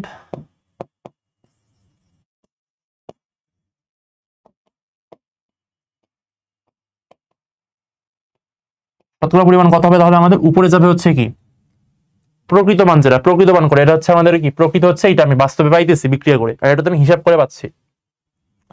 তার উপরে যাবে 3.25, নিচে থাকবে 3.33 ইন্টু আমাদের 100% ইজ ইকুয়াল টু কত হবে, 3.25 ভাগ 3.33 ইন্টু 100%, তার মানে হচ্ছে 97.6। এইটি হচ্ছে আমাদের সেই আনসার। তাহলে এখানে উৎপাদে মানে ম্যাগনেসিয়াম অক্সাইডের শতকরা পরিমাণ কত 97.6%। তার মানে বাকি পার্সেন্টটা কিন্তু এখানে ইম্পিউরিটিস আছে, আর এটা হচ্ছে একদম পিওর ম্যাগনেসিয়াম অক্সাইড আছে এখানে 97.6%। এইভাবে হচ্ছে আমরা ম্যাথটা করে ফেলতে পারি। ও আচ্ছা, আমি এখানে হচ্ছে মনে করছিলাম আমার হয়তো এক্সট্রা পেজ লেগে যাবে, কিন্তু আমি এখানে আর কি করে ফেলছি, কিন্তু চাইলে এটা নিচে অন্য পেজে করতে পারতাম। আচ্ছা, আমি খেয়ালই নেই যে আমি কখন নিয়ে আসছি আর কি এক্সট্রা পেজ, মানে এক্সট্রা অ্যাড করছি আমার খেয়ালই ছিল না। এটা হচ্ছে আমাদের আলাদা, এটা হচ্ছে এক সেকশন, এটা হচ্ছে আরেকটা সেকশন। তাহলে আমাদের এই স্লাইডে এই পেজটা আর কি লাগতেছে না। এরপর আসো সেকেন্ড ম্যাথ, মেবি এটাই আমাদের লাস্ট ম্যাথ হয়তো। ওর কি বলেছে যে 80 গ্রাম ক্যালসিয়াম কার্বনেটকে যদি আমরা তাপ দিই তাহলে 39 গ্রাম ক্যালসিয়াম অক্সাইড পাওয়া যায়, তাহলে উৎপাদের শতকরা পরিমাণ কত? আচ্ছা, আবার তাহলে বিক্রিয়াটা লিখি আমরা। ক্যালসিয়াম কার্বনেট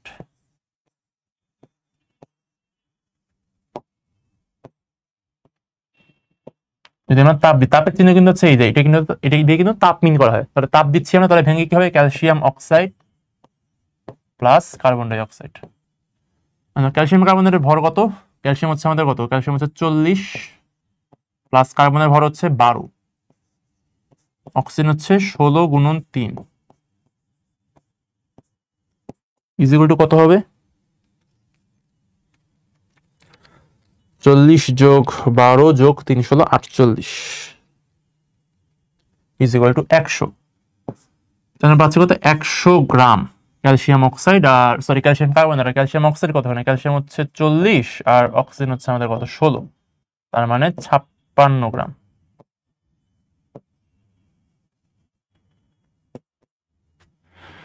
তাহলে আমরা এটা অবশ্যই বলতে পারি যে বিক্রিয়া থেকে পাই যখন 100% বিশুদ্ধ থাকে তখন 100 গ্রাম ক্যালসিয়াম কার্বনেট থেকে 56 গ্রাম ক্যালসিয়াম অক্সাইড পাওয়া যায়। তাহলে এখন শর্টকাটে লিখি, তাহলে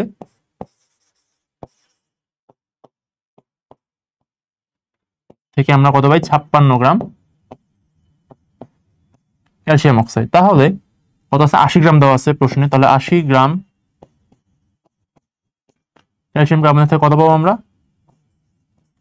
56 গুণন 80 ডিভাইডেড বাই 100।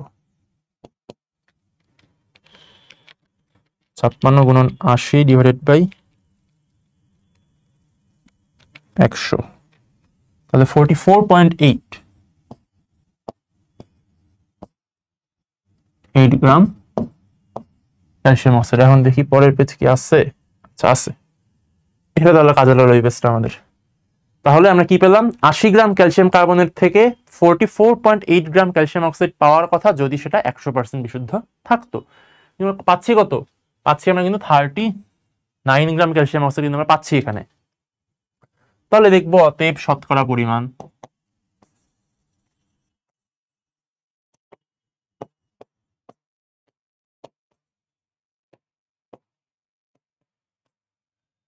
উপরে কত ছিল? 39, যেটা আর কি আমরা প্রকৃত মান যেটা 39 ডিভাইডেড বাই 44.8 দেখলাম, তাই তো? হ্যাঁ, ইন্টু 100% ইজ ইকুয়াল টু